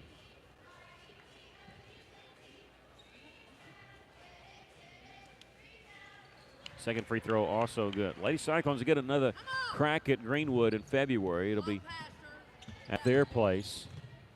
And I'm sure they've seen this pressure defense on film, but it's different when you see it up close. And they'll have a little bit more experience and be ready for it. Here's a 3 try by Boyce, no good. Off the backside rebound, Greenwood had it. It was taken away by Z. They left her alone. She's going to shoot the 3. This one's no good underneath. Kara Davis puts it up and in off the follow, and she's fouled. That's what we said in pregame. Kara Davis likes to go for those offensive rebounds. We just didn't have that many tonight to help us, but she was in position to get that and put it back up and get fouled. That's on Fisher, her second, number 23 for them. Kara's free throw is no good. Rebound tipped and came almost straight back to Davis. She'd flank that left side. Greenwood has it, though, in the front court. The Lady Cyclones trail 40-29. Glass has it in the front court and gives it back near the midcourt stripe to Kinley Fisher. Working against Z with her dribble. Trying to push her left side, push her in the corner. Still with a dribble. They're chasing her with 2 people. Get it on the right side to Julian. Giving underneath to Terry. Terry's going to be fouled by Kara Davis. Davis down, but she's smiling, so she seems to be okay. That'll be on Kara Davis, her first. It's going to put Terry on the line to shoot 2. That's a good foul. Keep her from making it. Terry, 3 of 4 from the free throw line. She has 5 points. Minute 39 left to play in the basketball game. Lady Cyclones. First free throw is good by Terry. Going to fall to 1-1 in conference play. I believe they'll be 9-5 overall. Had them down as 9-4. I believe that's right. Second free throw was no good. It was tipped and controlled by Anna Myers. She gives it off to Z in the front court. Z will bring it up left side on the left wing to Kara Davis. Z calling for it. They left her open here on the left side. They don't give it to her just yet. Boyce on the right side will dribble, spin on the baseline, shot up, no good. There's Myers underneath with the follow. Great job getting that rebound. Grabbed it with the left hand to put it back up and in, and she's got double digits for the Lady Cyclones. Russellville trails by 10, 41-31 with a minute 10 left. In the front court is Fisher. Dribbles to the right side, still with a dribble. The Lady Cyclones again chasing her with the trap. Pass almost went off the hands of Terry. Collected it back, eventually getting it back to Fisher with 58 seconds left. Fisher Throws it out to number 11, Julian. Greenwood taking some time off the clock. Lady Cyclones chasing him, but not trying to foul. They're just trying to get the a steal or something. Cross-court pass from the right baseline to the left wing. And Greenwood out to Shea Goodwin, and now we get a foul call on Kara Davis. That'll be her second. And it'll put Goodwin on the line to shoot 2 because it's 10 fouls on Russell. It's a double bonus.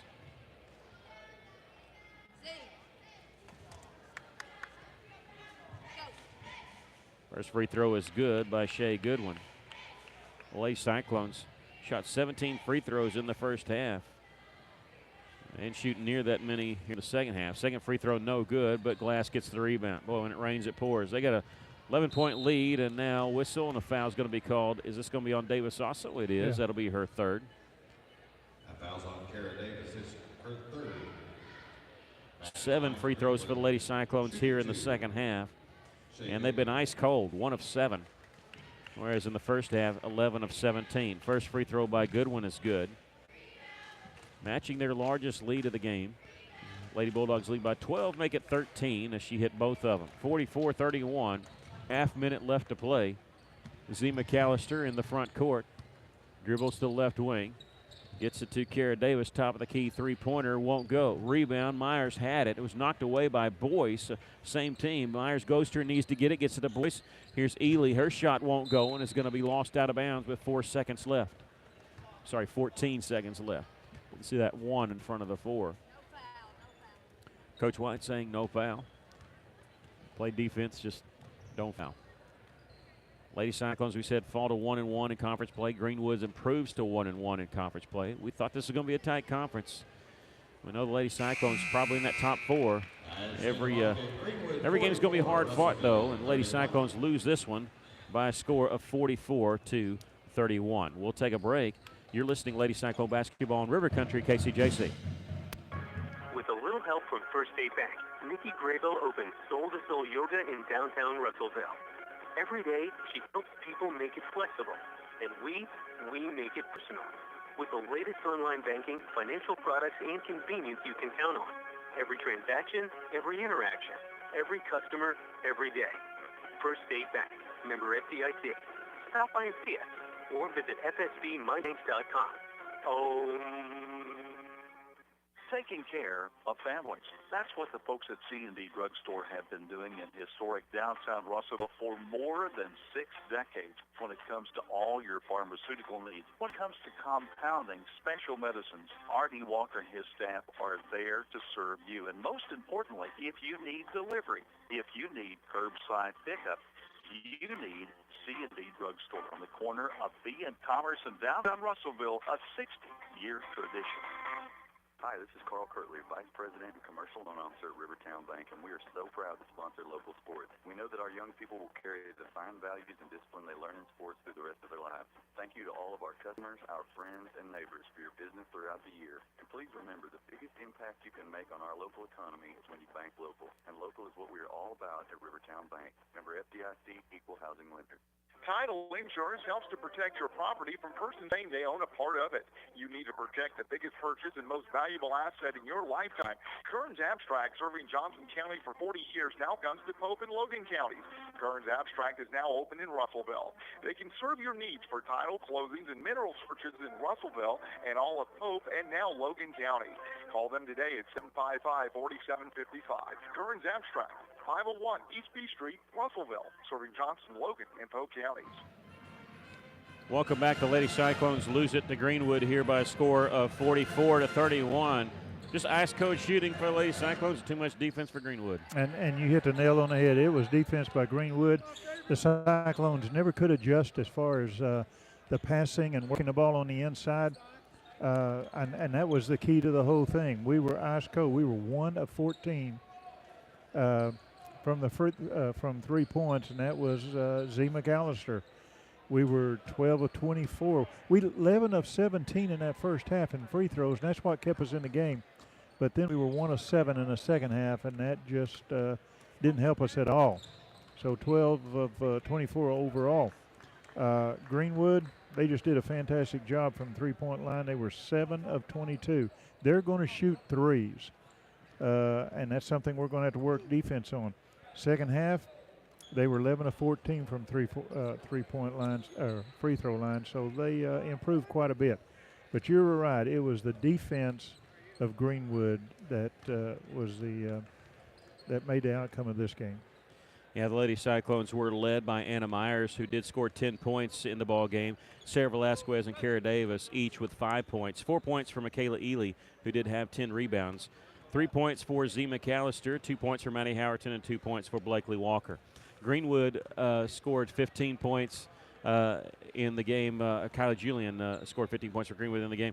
6 points for Stein, Goodwin, and Terry. They all split with 6 points each, and that was the main scoring for the Lady Bulldogs.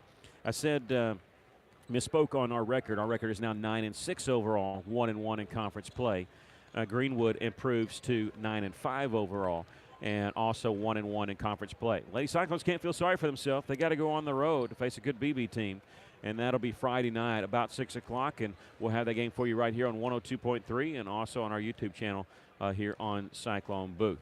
We're going to make the transition over to senior boys. The Cyclones lost on Friday night to Greenbrier. It was a heck of a game, though. They lost it in overtime, 71-67, tying the game with 44 seconds left to go, and really challenged that Greenbrier team. And, you don't take any pride in losing, I'm sure, but, boy, the Cyclones are really growing up here right before our eyes, and just as conference season is starting. They're taking on the Greenwood Bulldogs. We'll take a break and come back with our pregame look at the Greenwood game. You're listening to Cyclone and Lady Cyclone basketball in River Country, KCJC. Richard Roberts with Cogswell Motors. Keep your vehicle running great for years to come with our free 2-year maintenance plan. Now, with every purchase of a new Ford, Lincoln, or Mazda, we're offering a complimentary 2-year maintenance. You'll be able to drive away with ease, knowing oil changes, tire rotations, inspections, and more are covered by our free 2-year maintenance plan. So check us out online at CogswellMotors.com or come see us at 1900 East Main. Maybe you're moving some dirt around the house, got jobs to do, things you need to get finished, and equipment. Well, maybe you don't have what you need. Russellville Kubota has it with great prices and great people. Russellville Kubota is family-owned and operated, and they treat people like you would expect to treat family. Whatever you're looking for, Russellville Kubota has you covered. Construction equipment, farm equipment, zero-turn mowers, they'll get you taken care of. Go by and visit the crew at Russellville Kubota, 702 Weir Road in Russellville. Hi, this is Todd Mermersdorf with Centennial Bank. If you're looking for the right bank or banker, it can be a tough task. Who can you trust? Let us give you a relationship review. Stop by any of our 7 local branches for more information. You will find that we make local loan decisions. We offer some of the latest technology for our deposit customers. We invest in our local communities through schools and nonprofit organizations with our marketing dollars. You've most likely eaten a hamburger with us at a community cookout or worked alongside us at a charity event. Centennial Bank values what you value, a relationship. In fact, your relationship with Centennial Bank is our greatest asset. It's what we strive to protect and strengthen every day with our decisions, our products, and our commitment to our communities. At Centennial Bank, we want to help you find what you believe is valuable. Please contact myself or any of our bankers to start building that relationship. Centennial Bank, Equal Housing Lender, member FDIC, NMLS number 564245. Welcome back, the Cyclones and Greenwood Bulldogs getting some warm-up shots in as we turn our attention to the senior boys tonight. Cyclones coming off a loss, but a well-played game as they lost to Greenbrier. I'm going to get that mixed up all night. Greenbrier by 4 in overtime. You don't want to take any team lightly. Greenwood, though, it's safe to say they're not as good as Greenbrier. But your thoughts on tonight's game? Well, you're right. That last game against Greenbrier, different officials, and I know I ride the officials a lot, but boy, well, 10 fouls to 1 is a little bit. Yeah, I was going to say. Yeah. I don't think there's no team that perfect that can go a half with only 1 foul. But anyway, outside shooting of Cade Schaefer, that has really come around. He's done a great job in shooting against Greenbrier. We need that tonight. It really takes the pressure off of Mathis. Mathis is considered the outside shooter, but Cade Schaefer has come around. Kordsmeyer has come off the bench shooting threes. So that's what we need tonight is some good three-point shooting. I think the key tonight is no reach-in fouls. We cannot get in foul trouble. We've got to keep our players in there, even the ones that come off the bench. When they're playing, we've got to keep them in there. No reach-in fouls. And if I could talk to one player, I'd be talking to Trey Allen. Don't reach in. We've got to have you on the court. Seemed like the last couple of games he's been hindered with fouls. I remember before the conference, he would work the high post. They'd give him the ball, and he would drive or just turn around and pass to players underneath. Somebody else has come around. Great play on the inside by Rhino. I mentioned Kordsmeyer. Of course, we know Grant Smith does a fantastic job in getting the rebounds, but Rhino has really opened up offensively, and that's really taken the pressure off of our outside shooting. So if we can do that tonight, outside shooting and get the ball on the inside, then I think the Cyclones will do good tonight and come away with a victory. Oh, Rhino the other night, I mean, he's facing two guys that are 6'7", and it's I think even with the loss, it was safe to say that Rhino was the best inside player on the floor. 21 points against those guys, and they never shut him down in that game, and he's really come into his own. The Cyclones going to need him just every. The good thing about him, he's just a junior. He's got one more year after this. And the thing about it is he got one of them in foul trouble with 4 fouls. Yeah, he's fantastic. We're going to take a 60-second break and be back with the starting lineup. I want to make sure. Hang on just a minute, John. Somebody just walked behind me. I was saying hi to them. If they do the national anthem, I want to take a break because I don't want to come back in during the national anthem. Do want to tell you that we do have the starting lineups for the teams. It is going to be the same as for the Cyclones. It'll be Cade Schaefer, Bowen Mathis, Ryan Sikowski, Grant Smith, and also Trey Allen. Now we'll take a break, a 2-minute break. We'll be back with the starting lineups and the tip-off. You're listening to Cyclone Basketball on River Country KCJC. Hi, this is Carrie Holland at Best Rod in Russellville. At Best Rod, we know if you've had some credit challenges in the past, sometimes it seems like you don't have a lot of choices. Best Rod is the right choice for you. We offer 9.5% interest on all loans. We report credit to help rebuild what you've lost. We want to help you get back on track. We offer 24-month or 24,000-mile service contract with no deductible when maintenance is needed. We help with sales tax. We offer gap coverage and give free oil changes to the length of the contract. Best Rod has a lower interest rate and a better service contract than most buy here, pay here dealerships. We are the right choice. Come see us at 621 South Knoxville in Russellville. For over 70 years, Old South Restaurant at 1330 East Main Street in Russellville has been faithfully serving the River Valley. Whether it's starting your day with a good old-fashioned breakfast or helping you make it through the workday with a hearty home-styled lunch, and of course serving your family with a dinner that would even make your mama proud. Old South Restaurant on Main Street in Russellville. We're here for you. We're here for you. Come on by Old South. Corey Beeson and the folks at Beeson Roofing Solutions are proud to support local sports in the River Valley. And they also want to say a special thank you to all their loyal customers and the community for their business. So if you have a problem with your roof, whether it be on your home or business, visit BeesonRoofing.com. See their work or call 967-2088 to schedule a free estimate or second opinion today from your local roofing experts, Beeson. We're more than just tired. Consistent, responsive, honest, and fair. What makes us different? We're the ones who care.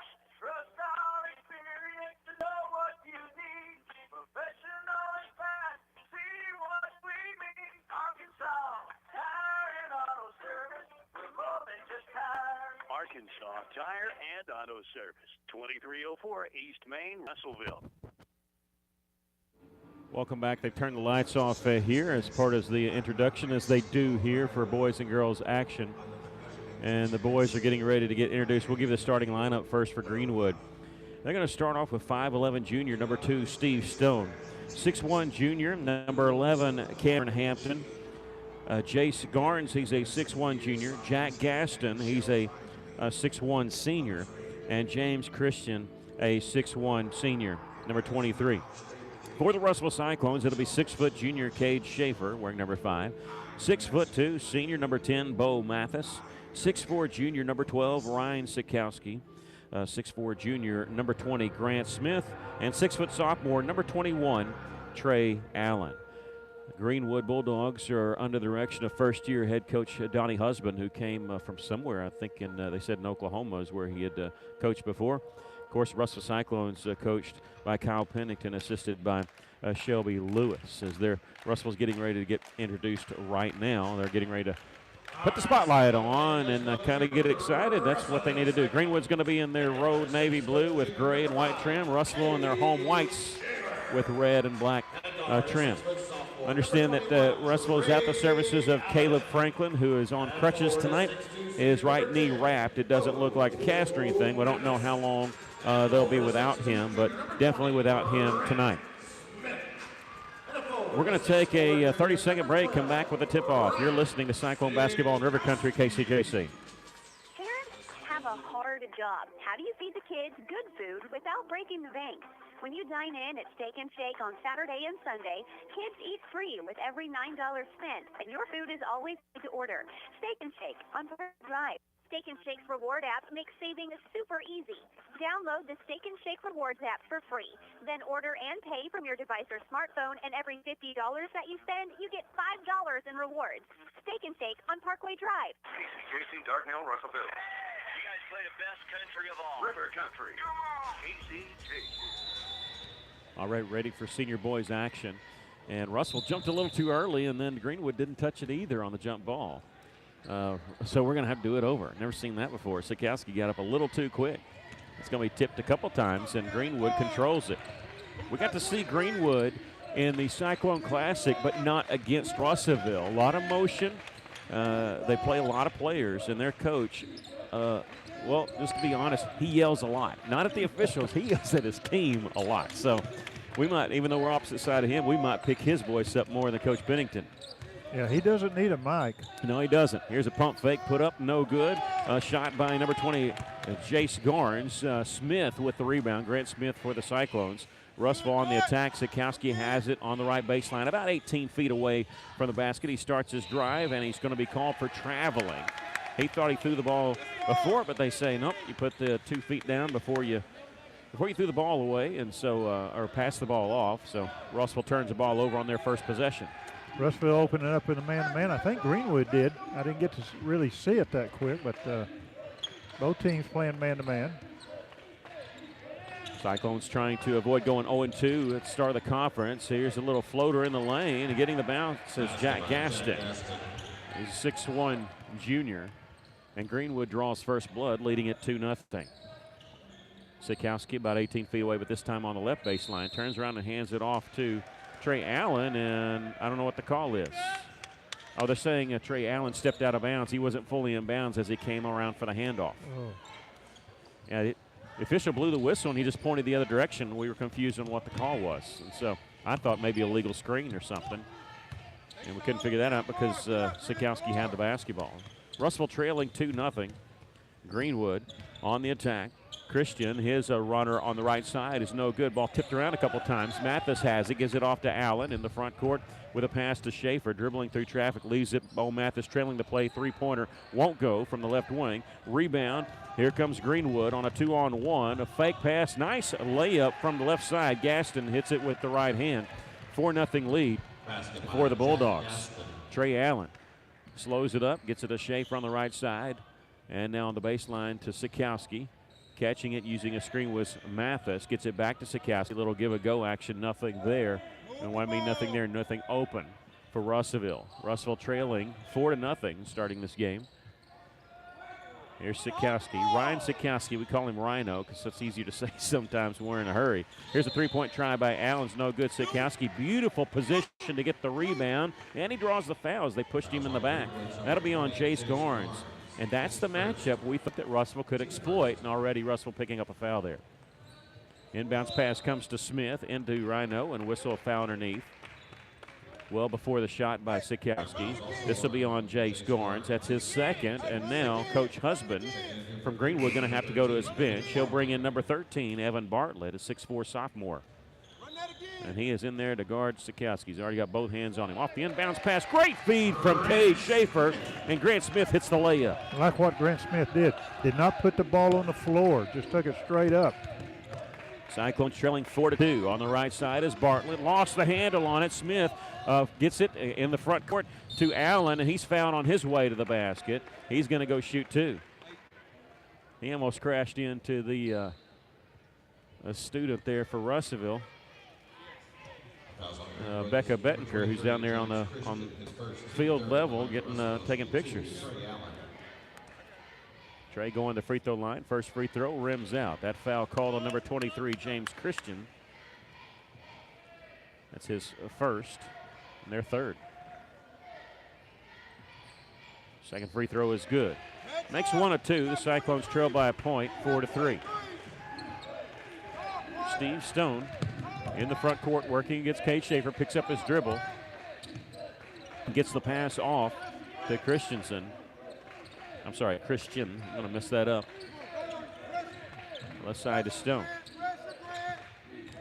Gaston on his drive, pulls up from the left side, missed the shot. They say before the shot we'll get a foul called on the Cyclones. It'll be on Grant Smith, his first, the team's first. 5:06 left to play here in the first quarter. Cyclones trailing Greenwood 4-3. Stone be the trigger man from the left baseline. Gets it inbounds to Hampton. Three-pointer won't go. Rebound controlled by Greenwood. It was knocked away by Allen. They got it back. And eventually get it to Christian at the top of the key. Russell trailing by a point. At the top of the key now is Gaston. Passes it off right side. Russell, man-to-man defense. That's what they like to play most. Here's a drive to the basket. Shot rattles in and out. Mathis there with the rebound. Good position by Mathis, blocking everybody out. Cade Schaefer in the front court takes a baseline layup, rolls off the iron. It's tipped and controlled by the Bulldogs. Too far under to put it off the backboard. Just tried to take it over the rim, and it just kept rolling. Here's a floater from the baseline. Is good. Jack Gaston, he's been all their offense. He's got all 6 of their points, and they lead it by 3. Bryson Korsmeyer will check in at the next dead ball for the Cyclones. Coach Pennington trying to spark his guys a little bit. Here's Sikowski, throws in the corner, faking the three. Is Trey Allen taking it all the way for the layup. You saw the quickness and the speed of Allen driving to the basket. And they're not quick enough to hang with him. Trailing the play here, catching it. Three-pointer is good by Gaston. Where'd this guy come from? He's got all 9 of their points, and Coach Pennington wants to take a timeout. Cyclones trail 9-5 here with 3:52 left to play here in the first quarter. We'll take a quick break. You're listening to Cyclone Basketball in River Country, KCJC.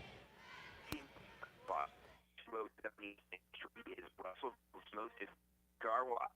You can get your car cleaned in minutes instead of spending hours washing it by hand or paying a fortune to have your vehicle professionally detailed. Team Clean's industry-leading wash bay and soaps keep your vehicle clean as often as you like for a flat monthly fee, with plenty of vacuum stations that are free to use with each wash. Your car deserves the best. So come by and experience the Team Clean Car Wash difference at 2207 East Main Street today. Welcome back, the Cyclones, trailing 9-5, taking that timeout. And Coach Pennington trying to light a fire under his team a little bit. We'll see what they draw up here on offense. A little give and go between Schaefer and Sikowski. Hits the layup. Rhino with the layup, but a great bounce pass by Cade Schaefer on the play.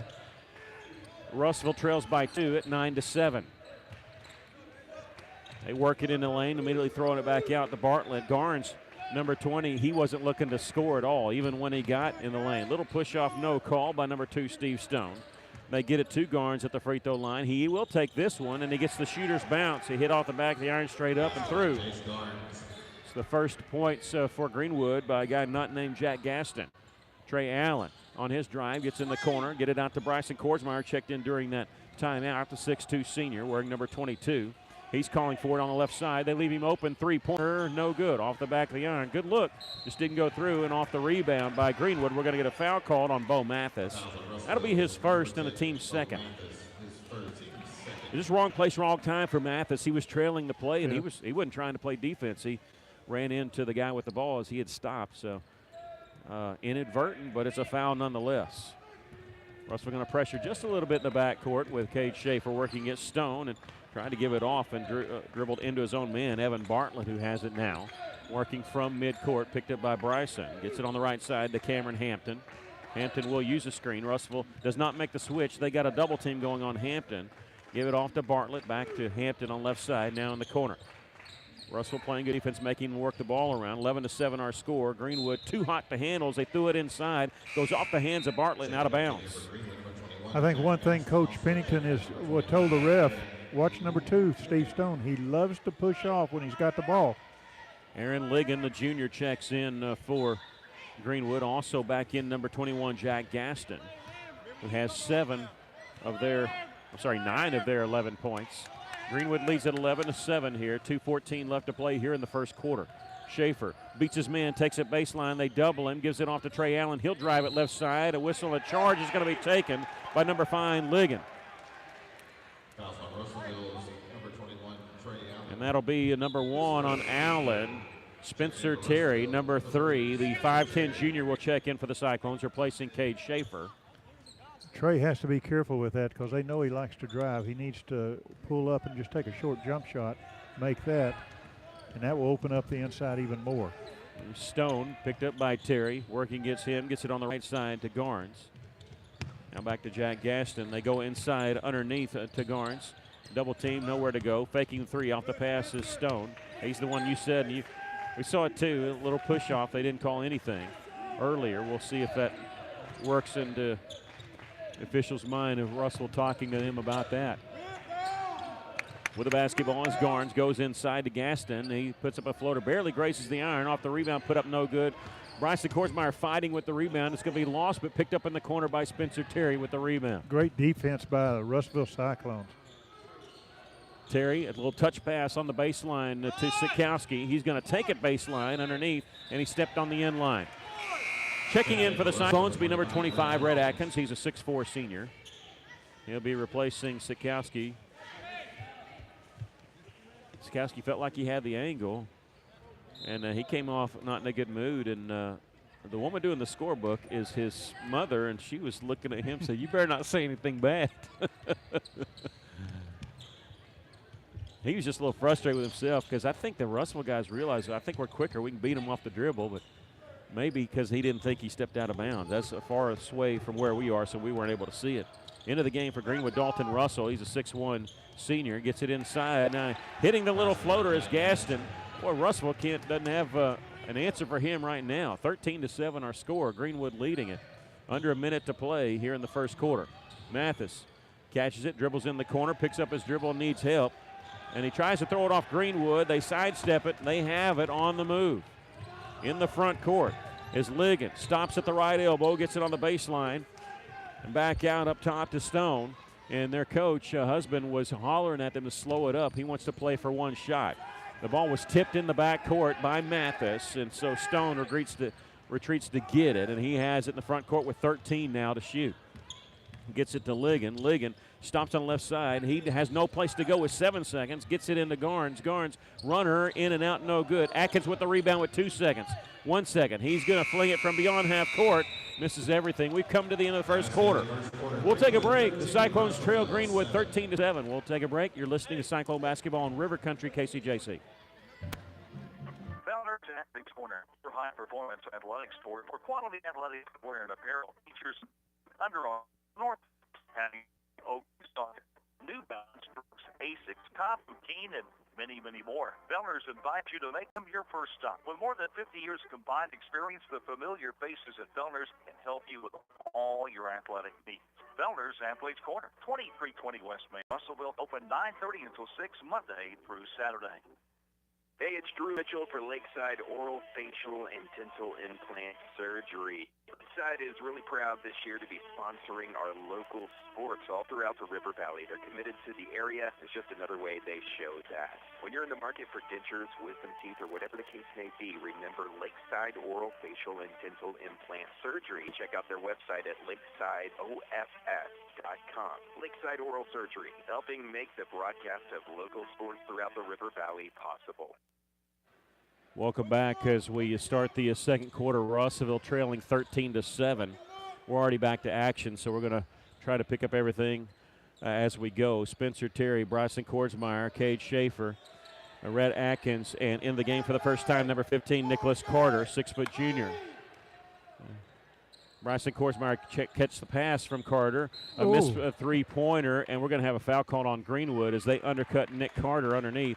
Nick Carter can shoot the three, but he also has a knack for the basketball. He's always getting in the right position.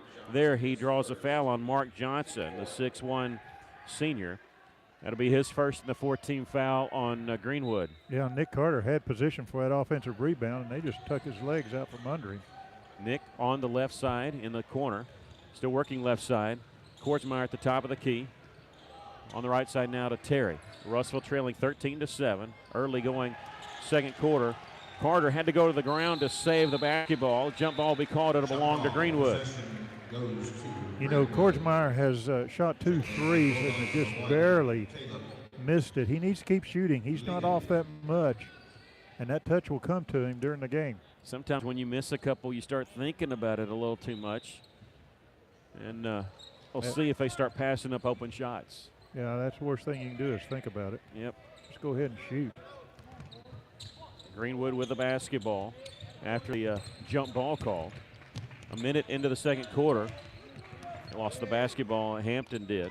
Being guarded by Terry. They get it back before it goes across the timeline. They threw it inside. The second time it's gone off the hands and out of bounds, this time by Garnes. Russellville playing good, tight defense in that series. Here's Atkins on the baseline, working inside, spinning on the right block as he had picked up his dribble. Gets it back at the free throw line, working right side, throwing it high off the glass, no good, but he drew contact, and he threw it up just to get the shooting foul, and he does. That'll be on Mark Johnson, his second. It's going to put Atkins on the line to shoot 2. Yeah, good drive by Atkins, good first step. Showed a lot of quickness there. First free throw no good by Atkins. Grant Smith will check in, replacing Kordsmeyer. And Jack Gaston, who has 11 points for Greenwood, number 21 back in the game for the Bulldogs.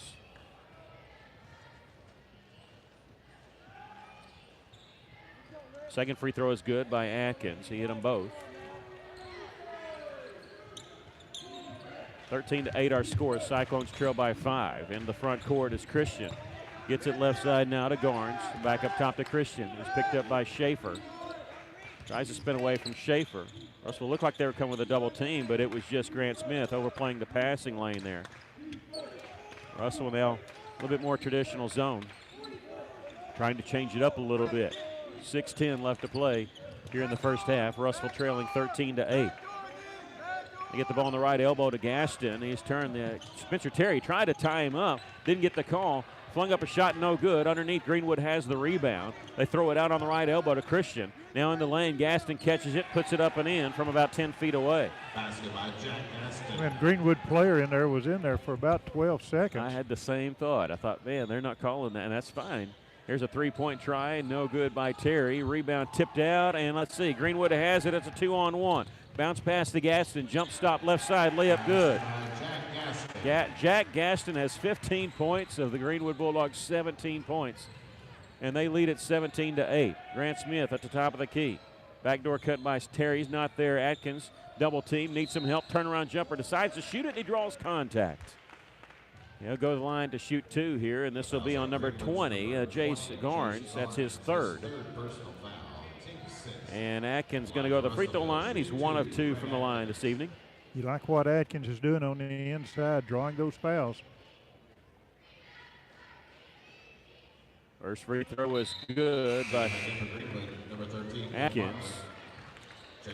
And now checking in for the Cyclones will be Bowen Mathis, Trey Allen as Carter and Smith check out.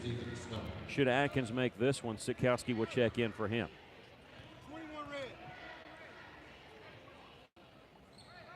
He missed this one. Russell trails 17-9. Gaston with the rebound. They're looking for him around the half-court line as he catches it in front court. Starting right down the middle like a house of fire, and he's tied up by Spencer Terry. Terry put his hand on the basketball, tied him up. Alternating possession will stay with Greenwood. Good defense there. It was.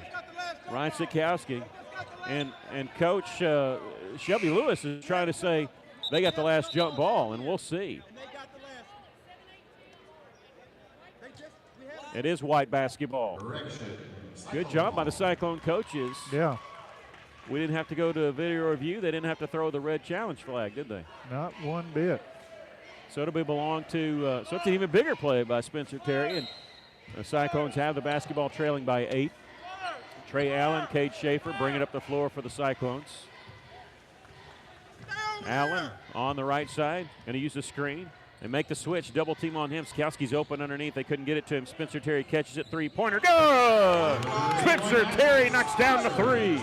You just had a feeling that one was going in. He had shot one there before and missed it. He nailed this one. Yeah, sometimes you get things going on defensive side. It helps your offense. So Russellville, with that, defense spurring the offense. Cut the lead to 5 by Greenwood. Here's a Hampton in the corner, steps to the left, shoots the three, can't answer. It's tipped by Allen. Spencer Terry with the rebound. That's his second. Allen in the front court on the right wing. Bounce pass underneath Sikowski, who's open. Turnaround jumper is no good. They're going to call him for a travel. 21. Cyclones trailing 17-12, 4:24 left, but you like the pace. It's starting to favor Russellville a little bit. And in the back court, Russellville going to pressure once again. Stone and number 23, James Christensen, get in the front court. Here's a three-point try by Hampton is good. His first field goal of the game. It's back to an 8-point advantage for the Bulldogs. Trey Allen will use a screen once again. Terry in the corner, left open again. Three-pointer, good! Spencer Terry, 2 threes here in the second quarter. Cyclones trail by 5 once again. On the far side is Stone. Picks up his dribble in the front court, threw it away, and it's going to be picked up before it goes out of bounds by Bartlett. That looked like that. A Greenwood turnover written all over it. Russellville almost got a steal here. Here's Gaston, drive to the basket, put it up and in. Good grief. Everything that guy shoots goes in. And now we have a timeout called by Coach Pennington. We'll take a 30-second break. Russellville trailing by 7. You're listening to Cyclone Basketball in River Country, KCJC. Joshua's Fine Jewelry, a luxury establishment in the heart of downtown Russellville, are taking it back to the good old days with a family-owned, family-operated business that pride themselves on personal interactions, beautiful custom craftsmanship, and an insanely knowledgeable and helpful staff that go above and beyond just for you. Joshua's Fine Jewelry is giving a huge shout-out to all of our local River Valley and Natural State athletes. You guys are the real MVPs. Be sure to like Joshua's Fine Jewelry on Facebook today and go and give them a visit in downtown Russellville at 310 West Main Street. Welcome back. The Cyclones trailing 22-15 with 3:35 left. Well, Gaston, somebody like that is hot right now. The only thing you can do is keep a hand in his face. He'll cool off, and when you do, then you can take advantage of it. Just get a hand in his face. Somebody needs to stay on him pretty tight. Here's a spin move by Trey Allen with the layup. You know, both times that Coach Pennington has called a timeout, we've come out of timeout and hit a layup. I wish we had more timeouts. Russellville trailing by 5, 22-17. Here's Gaston taking it right side. Shot up, no good.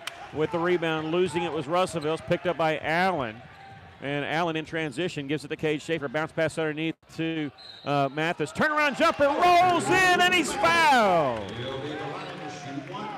Nice little spin move as he caught the pass and he was too far underneath. He took a power dribble, spin move, shot it, hit the backboard, did 2 donuts around and rolled in. That foul called on Steve Stone. That's his first.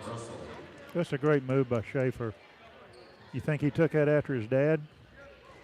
That was Bo Mathis, I said he meant. And Mathis got the layup was good. Free throw was no good. But we have a lane violation on Greenwood. Meant to say that on Gaston on that last trip, didn't call him as he came in the game. 6'6" sophomore Savion Brock, number 11. He altered Gaston's shot a little bit. Mathis gets a second free throw, and this one's good. So wave off the first free throw. It didn't count. Statistically, I'm telling you that I didn't know. Yeah. Since that, and Mathis gets the three-point play. Russellville with the steal going back the other direction. They can tie it with a 2-pointer here. And we have a traveling violation on Trey Allen just inside the 3-point line. Well, he hesitated pulling the trigger on the three. You know, hindsight's 20/20. He should have just went ahead and took the three.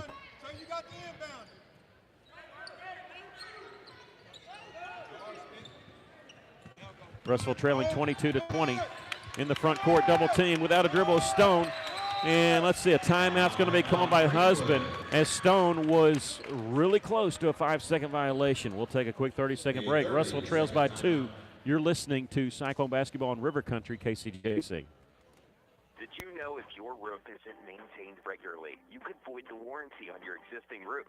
Tim Noblet with E&F Roofing has made it his mission to protect your roof or help you get the new, which can save you money through prevention and maintenance. So before you have another company check your roof, call 479-272-4069 and let E&F Roofing see what they can find and how much you can save by using someone local, someone who cares, right in the River Valley.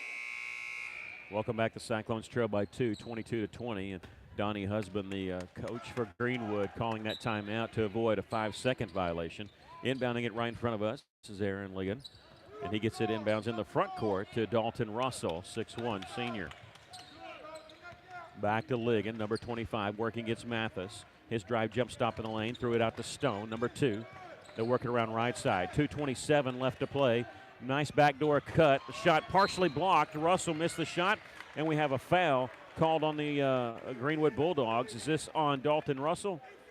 No, it's on 21, Jack Gaston. That'll be his first. That's the 17th foul, so we'll walk to the other end, and I think it is Trey Allen going to the free throw line to shoot the 1-and-1. Yeah, Allen going up for that offensive rebound. Defensive rebound, got nailed. So he's getting to shoot a 1-and-1. He throws no good. Battling to get the rebound is Schaefer. Throws it out, maps open. Three-pointer, no good. And whistle and a foul underneath. There's going to be a foul called on Savion Brock, I believe, who pushed trying to get that rebound is the call. Oh, no, they're going to call it on Trey Allen. I thought it was Brock. That's number 2 on Trey Allen. And so Russell's going to try to go get him, but they don't get him in time. And he sub for him here with 2:15 left. Russell trailing by 2. As we're getting ready to close out the first half. Gaston catches in the front court, driving, and he's going to be fouled on his way to the basket. And it was on the foul. It was not a shoot. It was during the 2 steps he was taking. And that's going to be on Trey Allen. Russell didn't get him out in time.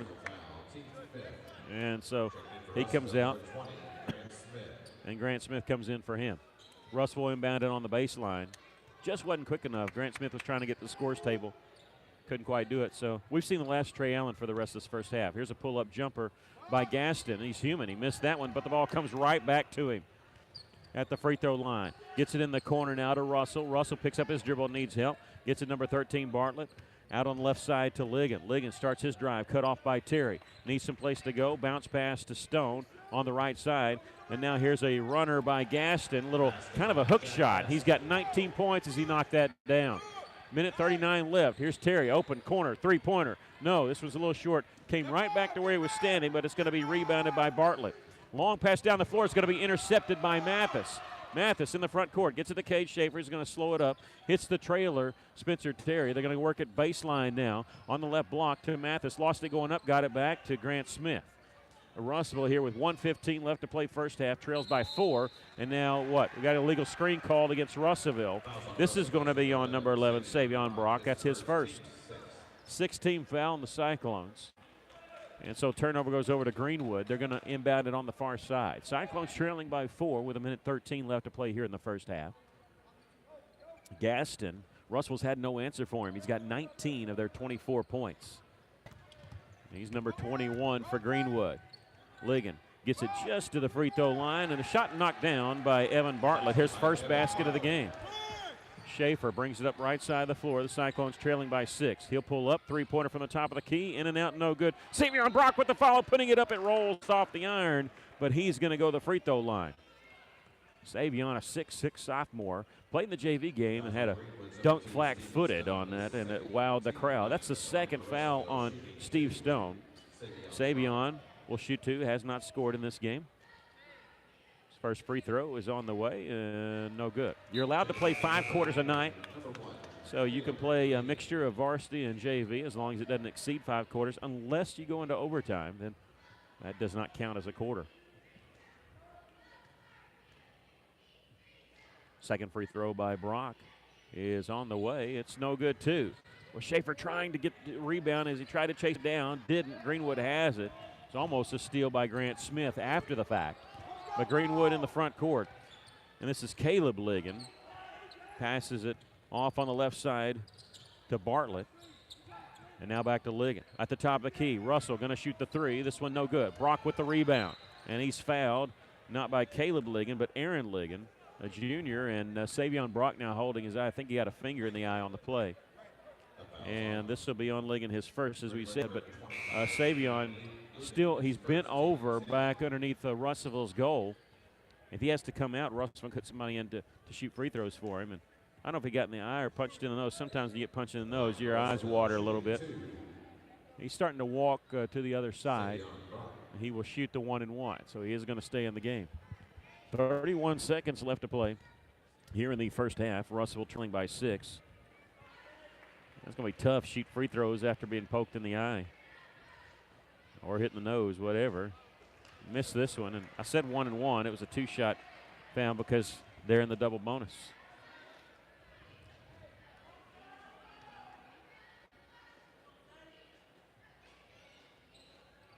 Missed that one. With the rebound for Greenwood is Gaston. He gets it off to Caleb Ligon. Ligon being chased. He's still at half court, and he still in the back court. Off to number 23, Christian, a 10-second violation. The coach for Greenwood, Donnie Husband, checked up to look and see, has it been 10 seconds? It's actually been 13. So, I mean, I know part of that was the rebound, but, yep, it was right at 10 seconds.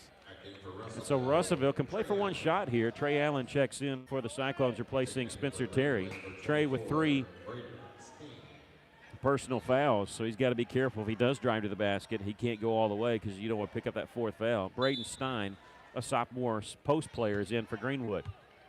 Russellville inbounds in the backcourt to Cade Schaefer. He's bringing it up right side. Here comes the trap. He's going to drive around it. They're still chasing it. Gets it to Mathis. He'll take it baseline, stops, double team. Underneath, wide open is Grant Smith. Great feed from Mathis. 1 second. Here's a half-court shot back the other direction. Is no good. We've come to the end of the first half with our score. Greenwood 26, the Cyclones 22. We'll take a break. You're listening to Cyclone Basketball in River Country, KCJC. Go Cyclones. Each week, the Cyclone coaches and players prepare a game plan so they can compete and win against their opponent. Without a game plan, there is very little chance of winning. In all areas of life, we must have a game plan if we expect to win. Hi, I'm Mike Giroux with Giroux & Associates, and we'd like to help you put together a plan to protect you and your family from life's uncertainties. Whether it's life insurance, disability insurance, or dental and vision insurance, we're here to help you. Call us for an appointment today at 479-857-2810. And together, let's put together a winning game plan. And go Cyclones! Hey, it's Drew and Mitchell for Bringus Steakhouse off Main Street in Russellville. Bringus Steakhouse, very proud to be sponsoring local sports right here in the River Valley with a commitment to community and a commitment to great service and a great dining experience, not to mention the best cuts of meat. They have prime cuts, which is even better than choice.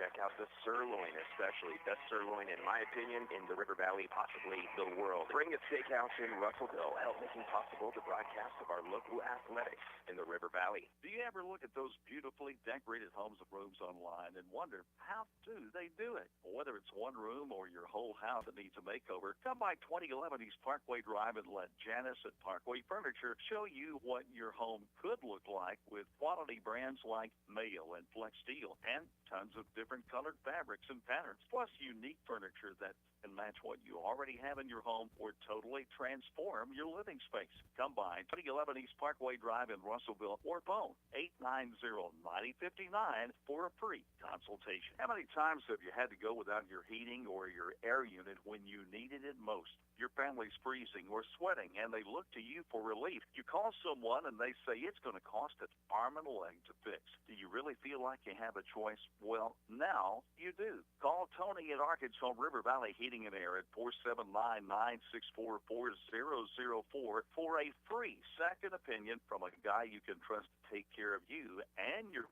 family and get that unit running without all the extra charges. Arkansas River Valley Heating and Air. KCJC, Darknell, Russellville. You guys play the best country of all. River Country. KCJC. Welcome back. The Cyclones trail 26-22 at halftime. Jack Gaston, 19 points for Greenwood. It's been the Jack Gaston show, and he's been the reason they've taken this lead and held the lead for the whole first half. Russellville never led, is what I have written down here, and trailing by 4 here at halftime. Your thoughts of the first half? Well, I think Russellville is very fortunate to be behind only by 4 points. Gaston has had a great first half. But again, it's halftime. He goes into the locker room. He cools down a little bit. When he comes out, we've got to have a man staying on him wherever he goes, playing him real tight and keeping a hand in his face. Russellville hadn't helped themselves any. They're 2 of 10 from three-point line. Free throws is a surprise. We're 4 of 12. That's what I've got them. And we just haven't been hitting free throws, and that's a difference in the ball game. If we'd have hit our free throws, we'd have been ahead. And right now we haven't been. We've got to work the ball on the inside. A couple of times we drove. What they're doing, they're double teaming the guy with who's dribbling the ball. All they have to do is pass off. He's done that a couple of times. We've had Grant Smith open. We've had Rhino open underneath. They've scored. And I think that's a way to get to this Greenwood defense is driving and passing off underneath the basket. Well, the longer you let Greenwood hang around, the more confidence they get. And they showed that in the first and second quarter. And Russellville trails by 4 here at halftime. One thing that I want to say, one thing that's hurt Russellville again is the foul of Trey Smith. He's got 3 fouls. That's going to limit him what he can do. He showed us the quickness and speed in that first half in driving and making a layup, but he also showed us they set up on him. They were ready for him, and he charged in and picked up a foul. Want to send our congratulations along to Z McAllister of the Lady Cyclones. She's going to sign Thursday to play with Connor State, play basketball next year, and Connor State out of Warner, Oklahoma. She's going to sign on Thursday afternoon at 3:30 at the Russellville High School cafeteria, and she and her family invite everyone to come out and watch her sign. We send our congratulations along to her. The Cyclones trail by 4 here, 26-22 at halftime. We're going to take a break. When we come back, we'll give you the stats of the first half. You're listening to Cyclone Basketball in River Country, KCJC. Are you in need of an overhead door? Do you have a door that jams or needs repair? Then turn to the River Valley's most trusted garage door professionals, Windsor Overhead Door. In business since 1974, they've served the Russellville area from their current location on Modesto Street for more than 25 years. When it comes to installation, service, and repair, you need to be coming to Windsor Overhead Door. Call them today if you have some questions, 968-6642. With a little help from First Aid Bank, Nikki Graybill opens Soul to Soul Yoga in downtown Russellville. Every day, she helps people make it flexible, and we make it personal. With the latest online banking, financial products, and convenience you can count on. Every transaction, every interaction, every customer, every day. First Aid Bank, member FDIC. Stop by and see us, or visit fsbmybank.com. Taking care of families. That's what the folks at C&D Drugstore have been doing in historic downtown Russellville for more than 6 decades when it comes to all your pharmaceutical needs. When it comes to compounding, special medicines, R.D. Walker and his staff are there to serve you. And most importantly, if you need delivery, if you need curbside pickup, you need C&D Drugstore on the corner of B and Commerce in downtown Russellville, a 60-year tradition. Hi, this is Carl Kirtley, Vice President and Commercial Loan Officer at Rivertown Bank, and we are so proud to sponsor local sports. We know that our young people will carry the fine values and discipline they learn in sports through the rest of their lives. Thank you to all of our customers, our friends, and neighbors for your business throughout the year. And please remember, the biggest impact you can make on our local economy is when you bank local. And local is what we are all about at Rivertown Bank. Member FDIC, Equal Housing Lender. Welcome back here at halftime. The Cyclones trailing Greenwood 26-22. The Saints.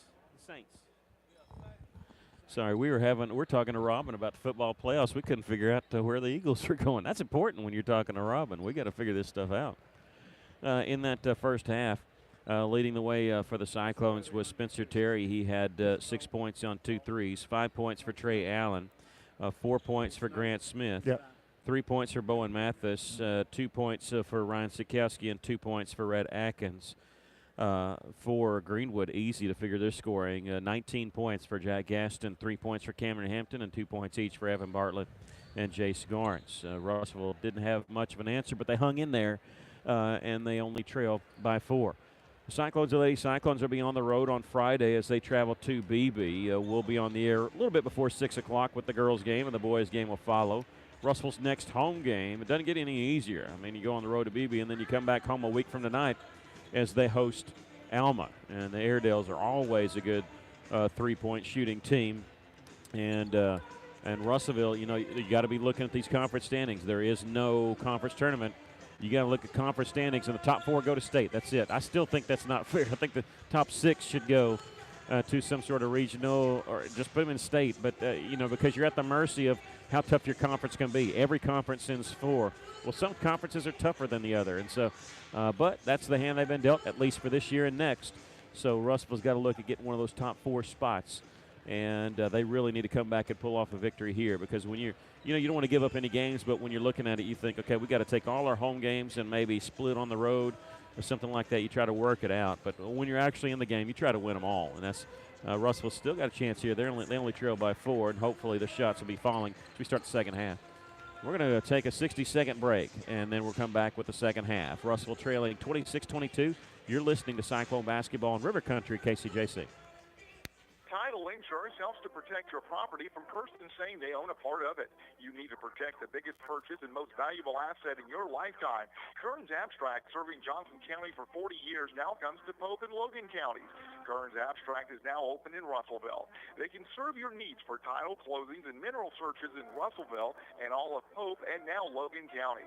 Call them today at 755-4755.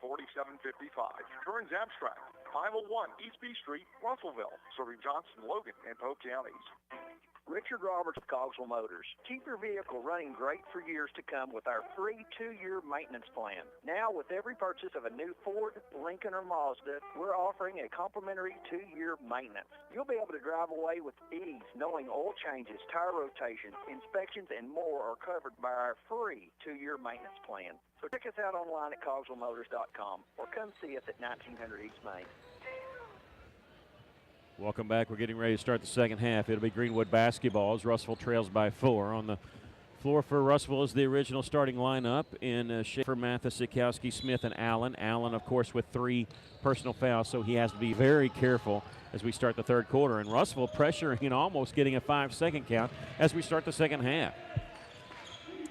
In the front court is Steve Stone. Push off by Stone right off the bat.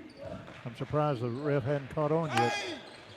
Cameron Hampton on the right wing, Stone back on the left wing, and he has the basketball. At the top of the key is number 20, Jace Garnes. Had the ball knocked away, and Grant Smith going for it. We're going to foul called on who? Grant Smith had it on a breakaway. Easy layup try. They're going to get a foul called on Grant. That'll be his second. And the coaches don't care. They say, hey, this is the, if you can hear Coach Shelby Lewis, he's saying that's the Grant I want. That's what we want to see. On the left side with it for Greenwood is Stone. Gives it off. 3-pointer by Christian, no good. Smith highs for the rebound. Back the other direction, Bo Mathis. 3-pointer sticks between the backboard and the rim. Stuck right there. And so, do they do a jump ball? They do a jump ball after that. I thought it went straight to the defense, so I guess it's a jump ball in high school basketball. I thought it went immediately to the defense, but I guess not. So Russellville has it on the jump ball possession. Inbounds pass comes in the corner to Mathis. Swing it around to the right wing, eventually to Allen, who lost the handle on it, picks it up, couple dribbles, gets it on the right side behind the three-point line to Rhino. Back around Trey Allen, faking the 3. Mathis won't fake it. He'll take it. It's off the front of the iron, and on the rebound, we get a foul called on Sikowski, and Rhino just picked up his first. 7:08 left to play here in the third quarter. Russellville trails by 4. Nobody has scored yet here in the third quarter. Safe to say that Russellville has picked up their intensity. Stone gets the inbounds pass. He's going to work against Cade Schaefer. Russellville man-man press in the backcourt. And now they trap the basketball, and a steal by Sikowski. 2-on-2. Little crossover dribble, spin move, goes up with it. Off the backboard, no good. Smith trying to get the rebound, but he tapped it out of bounds. Yeah, kind of looked like Rhino got fouled, but they're saying he got more ball than anything else. Don't know if I really agree with that. Pressure defense in the backcourt once again. And now we have a traveling violation. They inbounded it to Garnes, and he drug his pivot foot. he had a head of steam coming, and he couldn't slow down. I'm surprised he didn't take a dribble to sort of gather himself. So Rossville off that turnover. That's a third turnover by Greenwood, and we hadn't even played a minute and a half yet in this third quarter. Here's deflected pass and a steal by Greenwood, but they can't save it in bounds. That's good because that could have been a 2-on-1 going the other direction. Russellville very fortunate there. Still 26-22 our score. Greenwood leading by 4. Russellville's got to be very careful with their passes. Greenwood's like the lady Greenwoods. They like to put their hand in there trying to get the ball. Trey Allen gives it to Sikowski on the baseline, double team, but they're shorter than him, so he's trying to look over him and needs some help. Little cross-court pass at the top of the key to Allen. Mathis, open three-pointer, good. Mathis knocks down his first 3 of the game. He's got 6 points. Down the other floor, Hampton, his shot partially blocked by Allen, and they're going to get Trey for the foul, and Allen thought he got all ball. Thought he blocked it out of bounds. And that's number 4 on Trey Allen, and he's going to be sitting for a long time. Well, Allen is so aggressive, and I like that. He's a great ball player, but he's going to have to understand when he's playing with 3 fouls, he can't go for shots like that. He has to let some of the other players go in for the block. And this official was looking at Allen. He was waiting to see if he said something. If he got hit with a technical foul, that was going to be his 5th personal. And the official was not staring him down, but looking to see if he was going to say something. On the way to the bench. Allen sits down. The first free throw is good by Hampton. That could be dangerous. You know, as officials, sometimes you can't have rabbit ears. That would have been very dangerous for Russellville. Spencer Terry checks in to replace Allen. First free throw good by Hampton. He has 4 points and misses this one. Sikowski gets the rebound. The Cyclones trailing 26-25. Schaefer in the front court. We'll give it off to Mathis. Mathis gives it Sikowski in the lane. Back out now to Cade Schaefer. Three-pointer from the corner, good! Cade Schaefer has given the Cyclones their first lead of the game, 28-27. Stone in the backcourt, gives it up to Christian. Back to Stone, he's in the front court, double team. And back to number 20, Garnes. Garnes down the middle of the lane, gives it in the corner. Here's a three-point try by Hampton. Nothing but net for Cameron Hampton. His second 3 of the game, and Greenwood takes back the lead quickly, 30-28. Here's Sikowski. He'll take it baseline. Little contact, spin move, shot up and in. Sikowski's got 4, and we're all tied at 30. Stone in the front court. Bounce pass is going to be tipped by Mathis, but they got it back. Layup good by Jack Gaston. Gaston got Rhino up in the air and was able to drive around him. Yeah, lucky there's no contact. Mathis open, right side, three-pointer, good. Bowen Mathis has 9 points. Second 3 of this quarter. Spencer Terry almost deflected a pass or a ball out in the backcourt to get the steal. They got it back, get it to Gaston. He's double teamed, back to Stone and across the timeline. Greenwood has it. Russellville leading by a point, 33-32, but a reverse layup by Jace Garnes.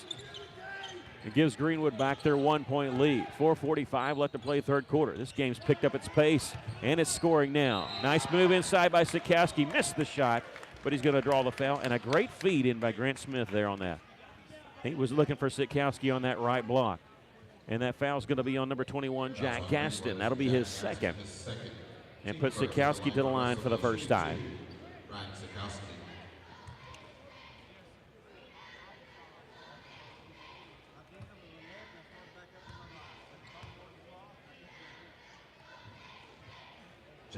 First free throw's no good. I was listening to Coach Pennington. Sorry for the silence. I was listening to him talk to the official. And he was saying, thanks for not hitting my guy with a technical, because he said, I know you were thinking about it. And he said, I changed my mind. I was going to, but if I see it again, I don't know what happened. But we were trying to pick it up with our mic. I don't know if Mike heard it, but I was checking in with it.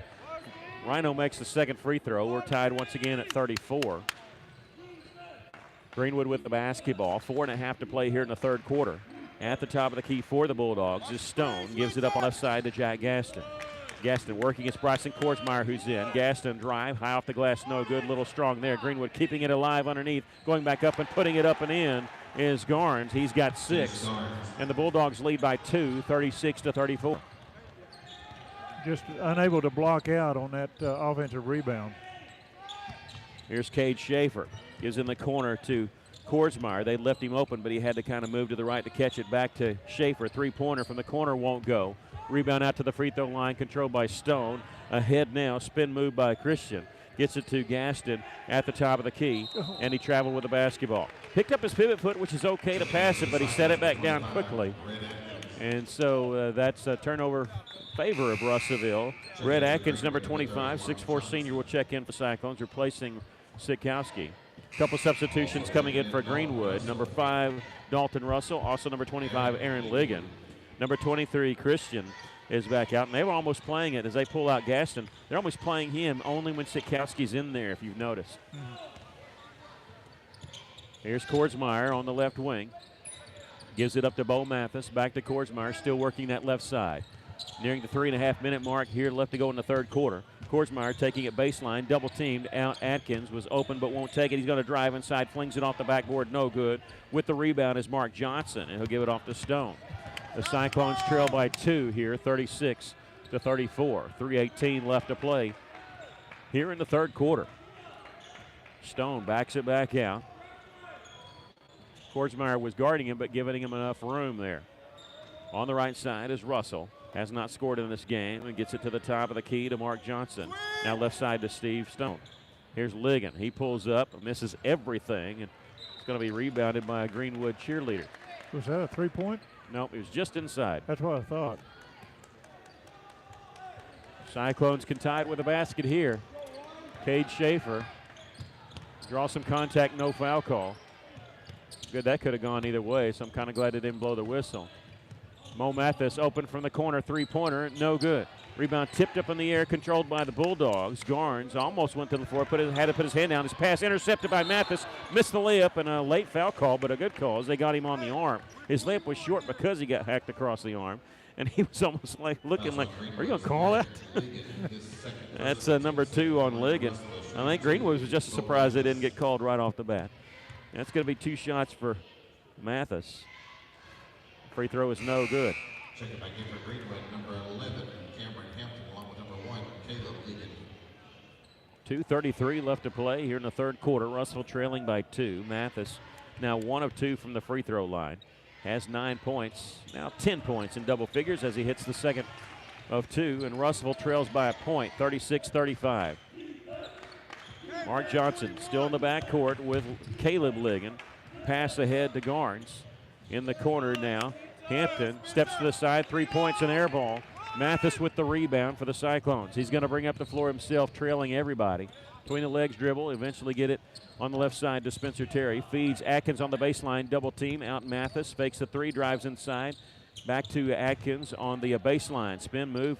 His cross-court pass to Korsmeyer from the right side. Korsmeyer driving inside the lane. Won't get the bounce off the shot. Rebound by Atkins as he's double teamed and he traveled with the basketball. He fed it out to Mathis, who hit the 3, but well after the whistle. And Russellville turns the ball over. Trails by a point, under 2 minutes to play here in the third quarter. With the basketball is Johnson to Caleb Ligon. Back to Johnson, still in the backcourt. Pass ahead, and they're in the front court. Now a wide open layup try by Garnes is good. Well, it's like the parting of the Red Sea. They just... Nobody was there for Russellville. Cyclones trail by 3, 38-35. Three-pointer by Spencer Terry won't go. With the rebound is Hampton. Hampton to bring it up on the right side. They go inside the corner, now inside to Mark Johnson. Fade his way back into the lane. Threw it out, got a traveling call on Dalton Russell. What's hurting Russellville right now, we're only getting 1 shot at that basket. We have got to get some offensive rebounds. Check it back in for the Cyclones, number 12, Brian Sikowski. Sikowski comes in. See if they counter with Gaston. They're going to counter with Christian this time. And now Gaston is going to come in. That's who I expected.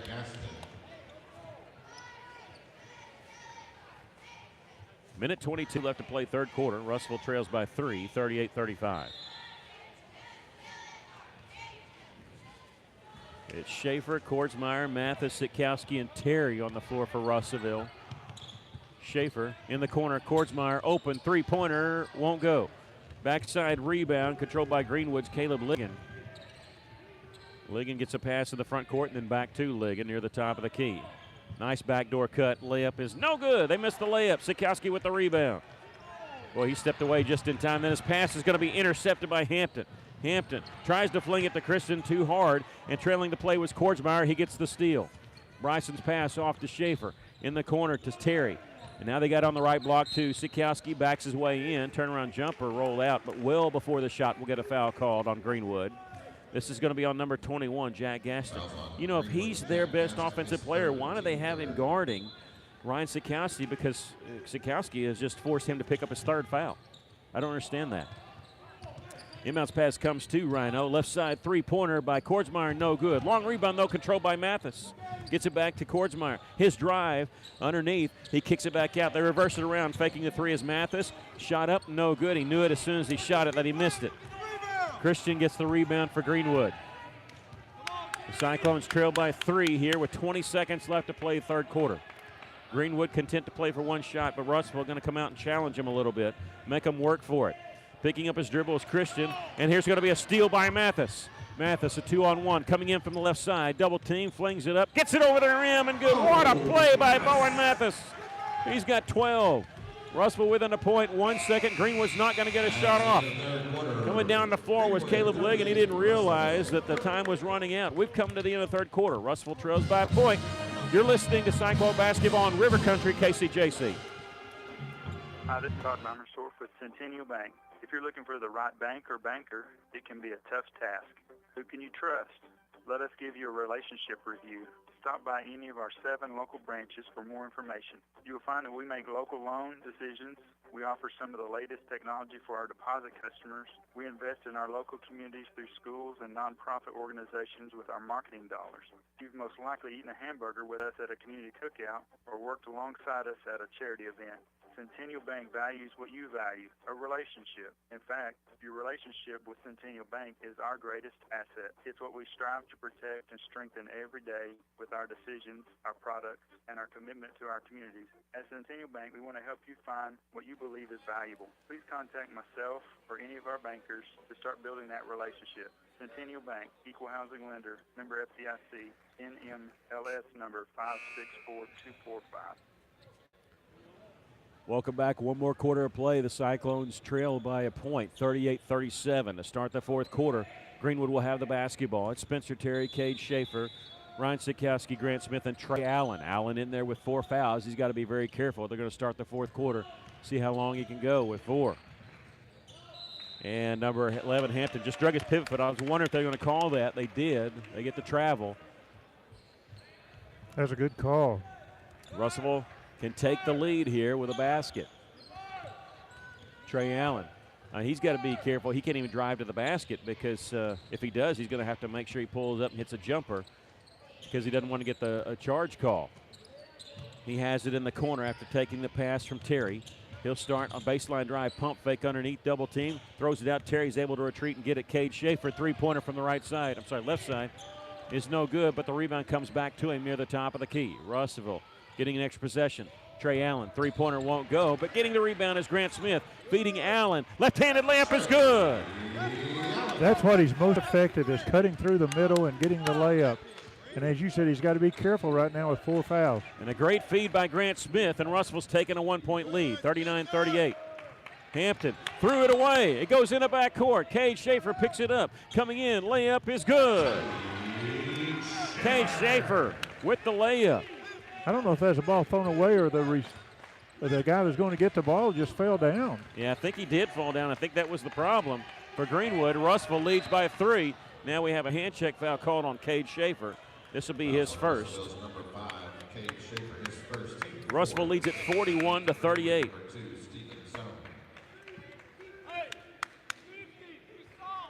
Russell with 4 quick points here to take the lead. 6:45 left to play in the basketball game. Greenwood going to inbound it to Garnes. Garnes turns and faces the basket, but he's a good long ways away from it. Gets it to the top of the key and Stone.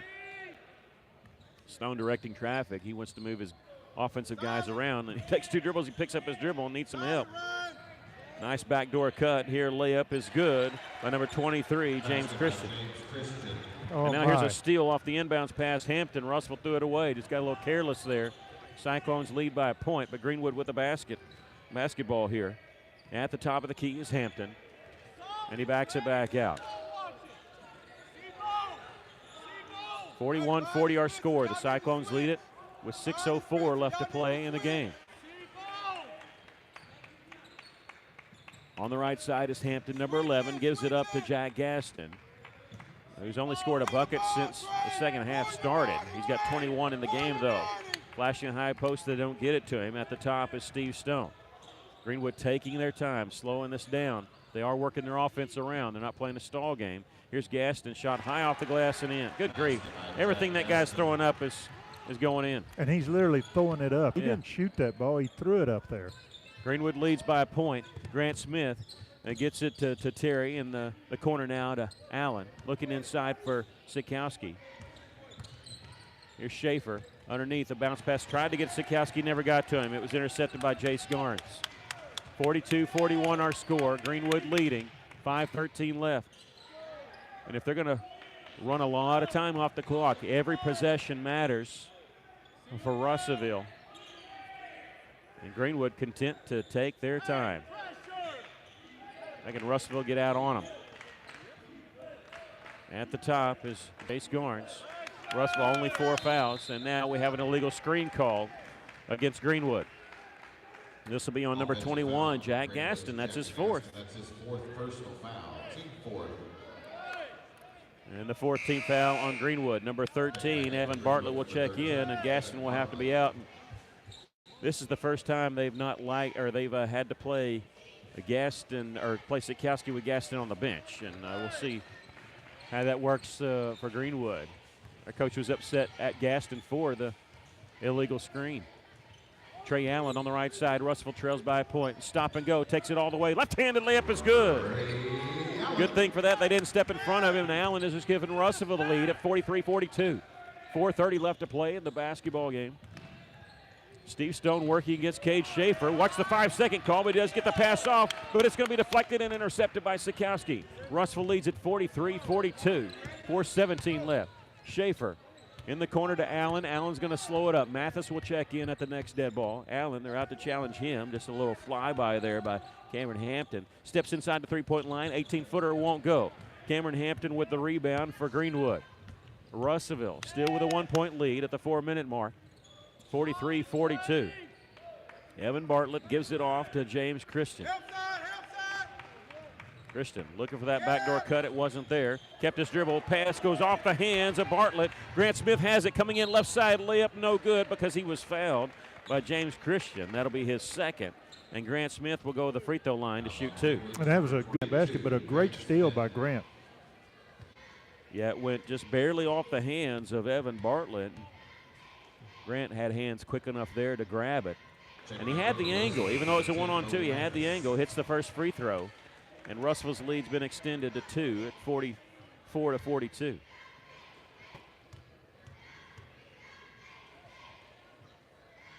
Second free throw, good. Boy, free throws in the fourth quarter are magnified. Russellville has a 3-point lead now thanks to 2 free throws by Grant Smith. 3:38 left.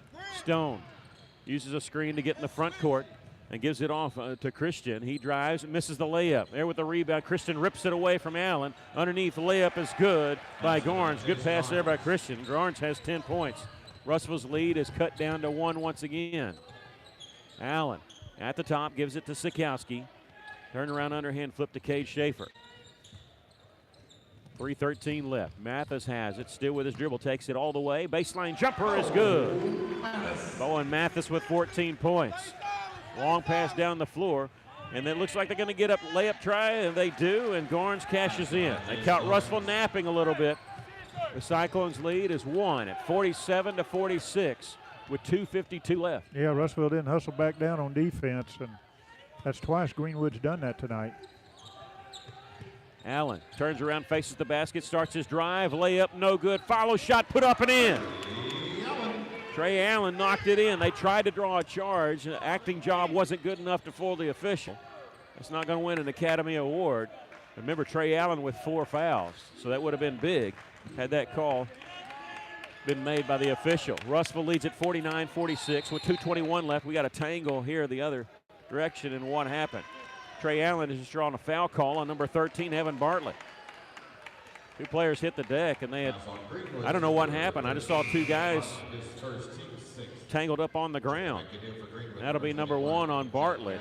The 16th foul on Greenwood. And the official is over to talk to Greenwood's coach about it. I don't think he got the explanation he wanted. I'll be honest, that was so far away from basketball, we didn't see it. Yeah.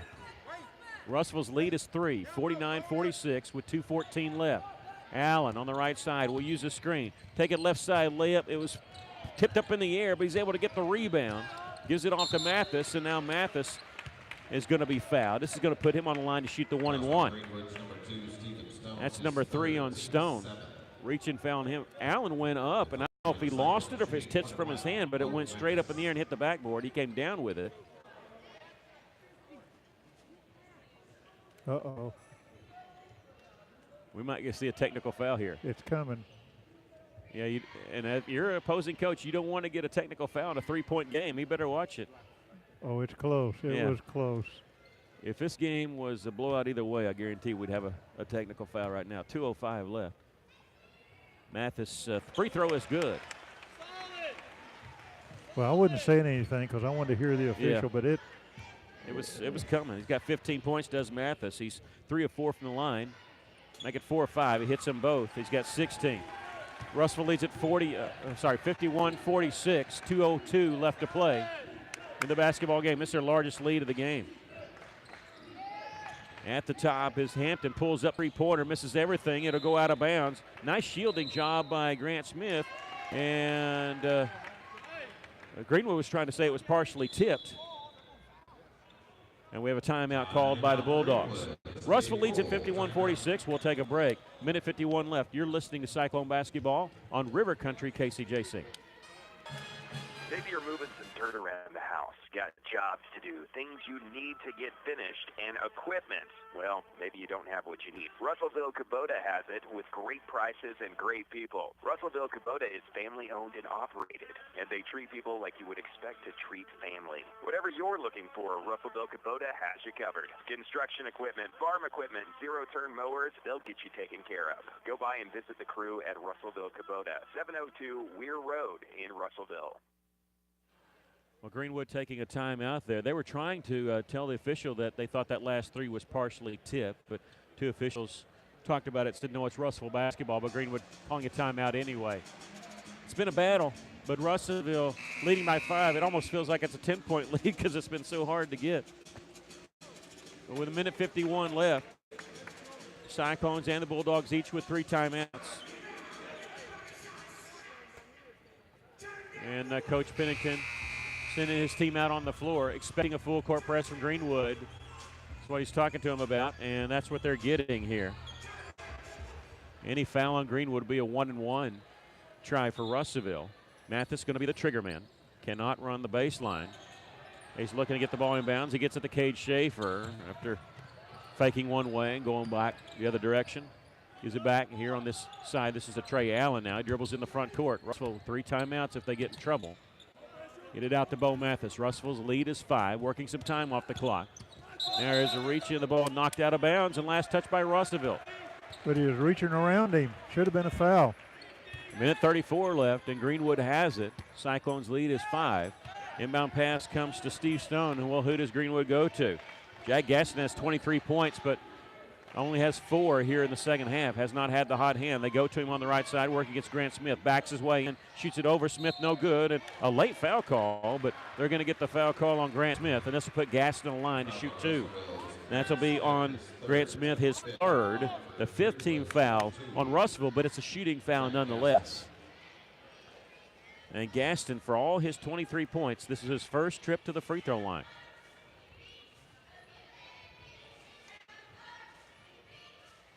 Free throws no good. But when you're the team that's trailing, you've got to hit your free throws late because that's a chance to score without the clock moving. So important. Let's say he misses this one. Come on, he missed it. The rebound is tipped away by Greenwood, but they're going to get a foul called on, I think this is going to be on Cameron Hampton. And we'll walk to the other end as Sikowski will shoot a 1-and-1. This is the 8th team foul. Yeah, Rhino had position for that defensive rebound, and he just came over his back. Correction, 1-1. And Sikowski is 1 of 2 from the free throw line. First one is good. He's 2 of 3 now. 6 points tonight for Sikowski. Second free throw is good. Cyclones' largest lead, 53-46. Here with 1:16 left. Steve Stone with the basketball. And gets it off now to Garnes. Garnes dribbles, backs his way in, back out. Hampton three-pointer won't go. Tipped up, controlled by Sikowski. Greenwood, when they've had to get a basket, can't find anybody to make one. Allen in the front court gets it to Mathis on the baseline. He'll circle back around the three-point line, gets it to Schaefer with 52 seconds left. Greenwood chasing the basketball. They get it to Allen. They're going to collapse on him, driving around. Bounce pass to Schaefer. Russell running time off the clock, and Greenwood can't get close enough to get a foul call or a steal. Bounce pass to Sikowski. Layup good. He took it from the corner all the way down. Hit the layup. Russell's lead is 9 now. That was nailing the coffin there. A turnover back the other direction as the ball was tipped away and Grant Smith has it. And the Cyclones have it with 23 seconds left. Russell's going to win this game. Cade Schaefer in the front court. Lost his footing, tips it ahead, but it's going to be controlled by Greenwood as they get the steal. 3-on-2 back the other direction. Hampton, pump fake, puts it up and in. Check that. That was number 2, Steve Stone, with his first basket of the game. And Greenwood wants to take a timeout. We'll take a quick break. Russell's lead is 7 with 10 seconds left. You're listening to Cyclone Basketball in River Country, KCJC. Holland at Best Rod in Russellville. At Best Rod, we know if you've had some credit challenges in the past, sometimes it seems like you don't have a lot of choices. Best Rod is the right choice for you. We offer 9.5% interest on all loans. We report credit to help rebuild what you've lost. We want to help you get back on track. We offer 24 months or 24,000-mile service contracts with no deductible when maintenance is needed. We help with sales tax. We offer gap coverage and get free oil changes sizzle into the contract. Best Rod has a lower interest rate and a better service contract than most 5-year heavier dealerships. We are the right choice. Come see us at 621 South Knoxville in Russellville. Russellville's lead is 55-48 with 10 seconds left. Coming up as soon as this game's over, we will have Coach Pennington with us. It's hard to get him for away games because we're so far away from bench, but we're right next to him, so we'll get him after this game. Russellville going to inbound. They get it inbounds to Cade Schaefer. They foul him. Russell's going to win this game. The only thing we don't know is what the final score is going to be. Schaefer going to go to the free throw line. That's the 9th team foul, so still just a 1-and-1. 8.6 seconds left. 55-48. Schaefer hit a big 3 in the third quarter. That's 5 points in the game. I get 6 as he hits the front end here. Well, Russell has. I almost said something I shouldn't have. I'm going to wait. Okay, Russell has not missed a free throw in the fourth quarter. If I would have said that before his shot, I would have jinxed him. He hit them both. 57-48. Here's a three-point try by Hampton, nothing but net. He's got 10 points, but that's the end of the game as the Cyclones win it by a score of 57-51. Well, Greenwood didn't play like they were supposed to come in here and get blown out. Good grief, but Russellville fights and wins the game 57-51. We'll take a 30-second break and come back with the postgame show. You're listening to Cyclone Basketball in River Country, KCJC. For over 70 years, Old South Restaurant at 1330 East Main Street in Russellville has been faithfully serving the River Valley. Whether it's starting your day with a good old-fashioned breakfast or helping you make it through the workday with a hearty home-style lunch, and of course serving your family with a dinner that would even make your mama proud. Old South Restaurants on Main Street in Russellville. We're here for you. We're here for you. Come on by, Old South. Welcome back. The Cyclones win it by a score of 57-51. We'll get Coach Pennington here in just a moment. But I'll tell you that the Russellville's leading scorer was Bowen Mathis. He had 16 points in the game. Trey Allen was also in double figures tonight with 11. And 7 points for Cade Schaefer, 6 points each for Spencer Terry, and 6 points for Grant Smith. 2 points for Red Atkins. Savion Brock played but did not score. I believe that was all that I had. Leading the way for Greenwood, they were led by Jack Gaston with 23 points and Jace Garnes with 14. Cameron Hampton had 10 points in the game. Your thoughts on the game tonight? Well, they did. Russellville did what they had to do, and that was shut down Gaston in the second half, and they did that. Plus, they started pressuring a lot more on defense. I mean, they were playing a tighter defense and was able to steal the ball, jump in the passing lane, get some passes. They started hitting some threes. They were 5 of 23. And free throws, they were, I got them 14 of 23, or 14 of 22. So anyway, Russellville played the game they needed to play to win, but just did a great job on defense. It was the pressure defense, I think, of Russellville that finally got to Greenwood. Well, and I mean, it's a lot like the girls' game where we struggled shooting at times, but sometimes when you can weather the storm, the win almost means a little more, because I've heard it said anybody can win with their A game. Anybody can win when you play fantastic, but a good team can win with their B and C game, and that's what Russellville did tonight. They didn't play their best, but they still found a way to win the game. Well, and there's some things that Russellville saw tonight and did tonight that's going to help them in the long run. Plus, one of the things is they can't have lazy passes against a team like Greenwood, or really against any team that's playing a tight defense like Greenwood did. Greenwood loved to jump into passing lanes, and you just can't have lazy passes. And Russellville got caught in a couple of those tonight. They also got caught with Greenwood getting behind them on running down the floor, getting behind our defense. So things like that, I think, is what the coaching staff will talk about in practices, and it's going to help them in future games. And it's really a war of attrition here when you start the conference, and because you're going to play everybody twice, and it's going to be tough going. And I mean, we're at the start of it. It's good to pick up your home victory here, and a little sluggish early on, but the Cyclones able to pick up a win here, 57-51 over Greenwood. Yeah, and everybody that came off the bench contributed. They set right in. They fit right into the game plan. They were able to move the ball and score.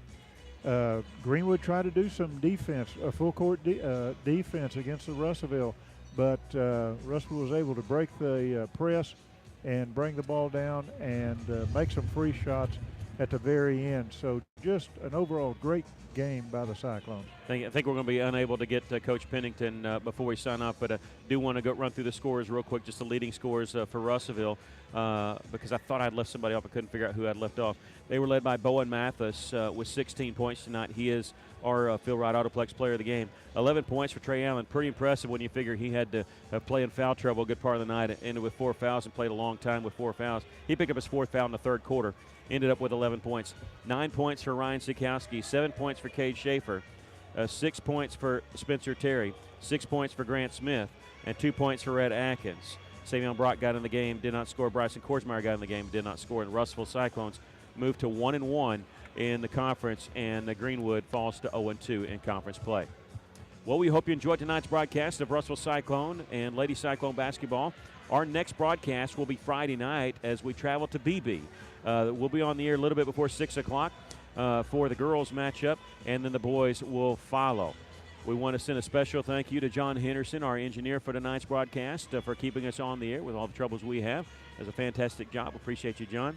And want to send our special thanks to you for tuning in, whether you do it on the radio or on YouTube. We really enjoy having you, really enjoy bringing you these games.